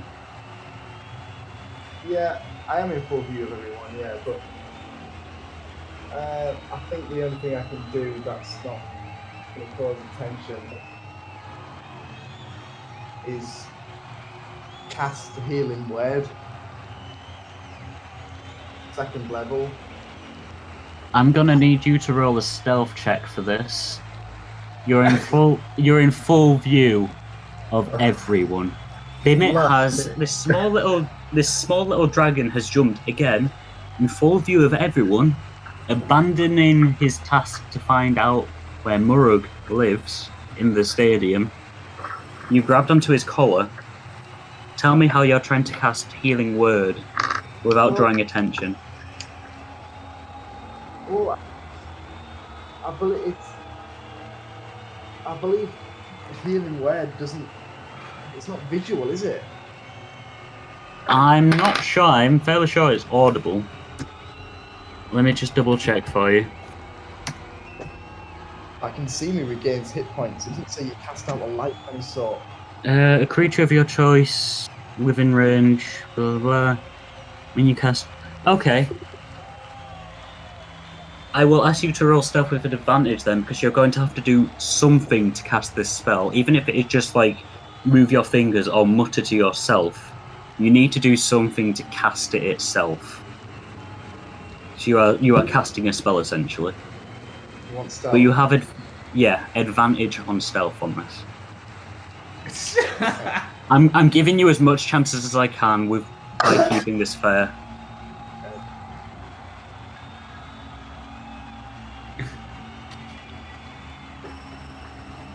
19.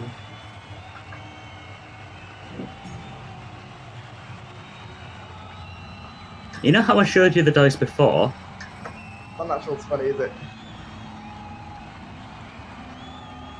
Natural 1. So, how much do they gain on this? What level are you casting it at? So this at second level, so... That'd be 2d4 plus your spellcasting ability. Yeah.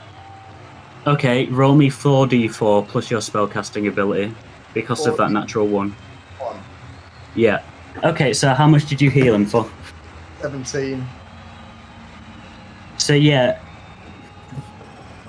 Gregor, you like I say, Gregor, you essentially after Cyric had finished, you tried to headbutt him. You tried to headbutt Shoulder. Unfortunately, you hit him wrong, and your nose hit his forehead instead, dealing a lot of damage. He, Shoulder, sensing this weakness, clasps his hand and swings to the side. Rag, you are witnessing this. Iyvak, you are witnessing this. Iyvak, you think this is it. Gregor has lost again. You can see Gregor is swaying after that headbutt. Your hands are pretty much in your head at this point in time, and you don't see what's happening. Rag, somehow Bimit has managed to get his way back to you. Had to abandon his little job for you, but he's managed to get back.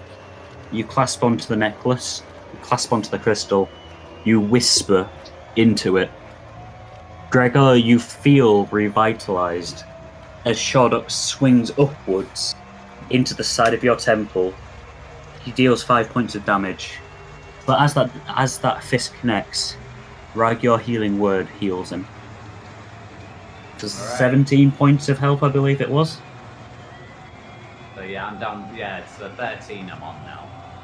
So yeah, you feel the hit. You're a bit shaken, but your vision comes back to how it was. You're not feeling amazing, but you are feeling like you are with it still. Roll to hit. Just roll to hit. That's me. Yeah.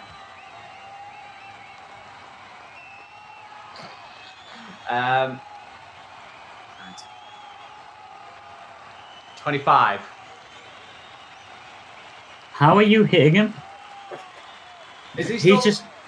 He's on the floor. He's punched up at you. He's hit you in the side of the face. And there's a bit of blood trickling down, but you just kind of like whip your head back and stare down at him. Alright, fair enough. And I'll just literally just go just straight into his head again. Go. What? Bah! Punching. You kind of whip your head back. You glare at him, just fury in your eyes. You pull your fist back as far as it'll go, and you kind of like tense as hard as you can. And as you swing forward, it feels like you are putting like the force of 1,000 suns into this punch. If this was any kind of anime, this is where the lines would get very scratchy. Like, very just like over the top. You punch into his face, into his nose, you feel the nose fully shatter. You see bits of bone actually come out of his nose. His nose is just... You punch down further into his actual skull. You punch him onto the floor. You punch him with such force that the ring starts cracking and shatters below you. You punch him essentially into the concrete below. His arms raise up from the shock and just fall to the side. Exactly. There is silence for a second, and then, led by Iyvak, the crowd erupts into screaming. That's how you do it. That's how you do it. Yeah. I'm gonna look at Murray. Smile in the wind. Murug just looks shell-shocked. Not only have you beaten his best fighter, you've destroyed the ring in the process. Just like rubble is starting to... From the punch, the rubble is just starting to fall around you. Murug doesn't know what to say, he doesn't know what to do. He just looks shocked. I'm gonna run onto the arena now and just... You're going to run onto the remains of the arena. As rubble is still pouring down, you're holding out Gregor's arm in victory. I'm gonna jump onto the arena as well, be like... Immediately tackle. No, to be fair, with your like monk abilities here, you just land and you roll and you pick up his other arm and just raise it in victory. You hear the crowd screaming your name in just sheer admiration and joy. Congratulations, Gregor. You have finally won against Shorduk. Shorduk is out cold, pretty much in a small little crater at this point in time. The crowd is roaring. Gregor and Iyvak and Rag are stood either side of you, just raising your hands up as you just hear the cheering of Gregor, Gregor, Gregor. And now I'm gonna loot the body. Fortunately, he's not dead. Before it happens, I just pull my hands down and just look at both of them and go, I know you planted fake memories.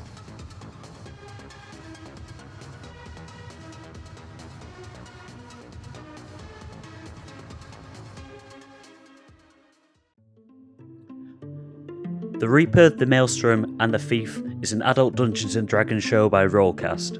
RollCast is JB as Ragnarok, Coogan as Gregor the Last, Gareth Ryan as Iyvak Mileart, and myself, Tom Crabbe, as the DM. Our intro, midpoint, and outro theme were all created by JB, and this episode was mixed and edited by myself. A big thanks to the following for their music and ambiences, as without them, these sessions would not have quite the same atmosphere.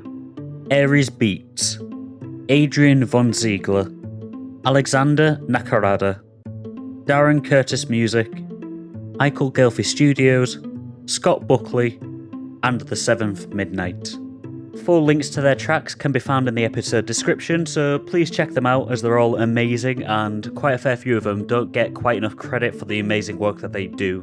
If you yourself play Dungeons & Dragons, or even some other tabletop RPG, then I'm positive that they'll have some tracks that can help elevate your session. If you've got a hankering for more RollCast content, then follow us on Twitter at CastThatRoll, and give us a like on Facebook, facebook.com/castthatroll. And on both of these, we post more information on upcoming episodes, as well as some anecdotes on sessions that took place before we could do the podcast, and some other little bits and bobs really as well.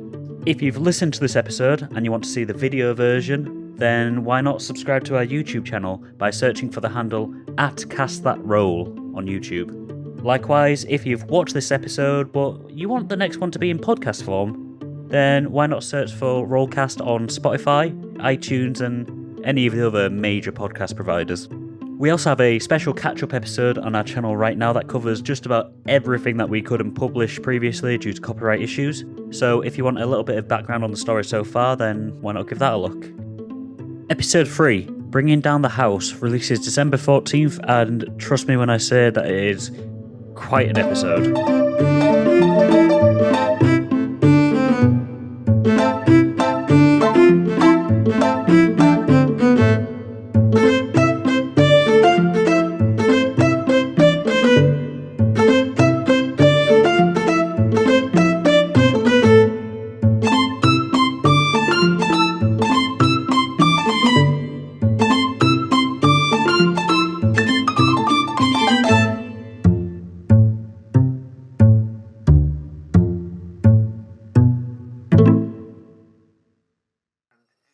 Be an issue if we're in a situation and you forget everything again. I just need to know that you've got some stability there in present moment. I believe so, from what I've gathered. Thoughts. Unless this is all not real, and then I'm barking mad. Oh, don't go down that rabbit hole, my friend. This is real. This is real. You just hear the clouds like open up. Stop thinking too deeply. We're not going into what it means to be real. So if you're talking about real, it's just electrical impulses. People in the 20th century. And Let's not go into philosophy, chaps. Continue talking and eating.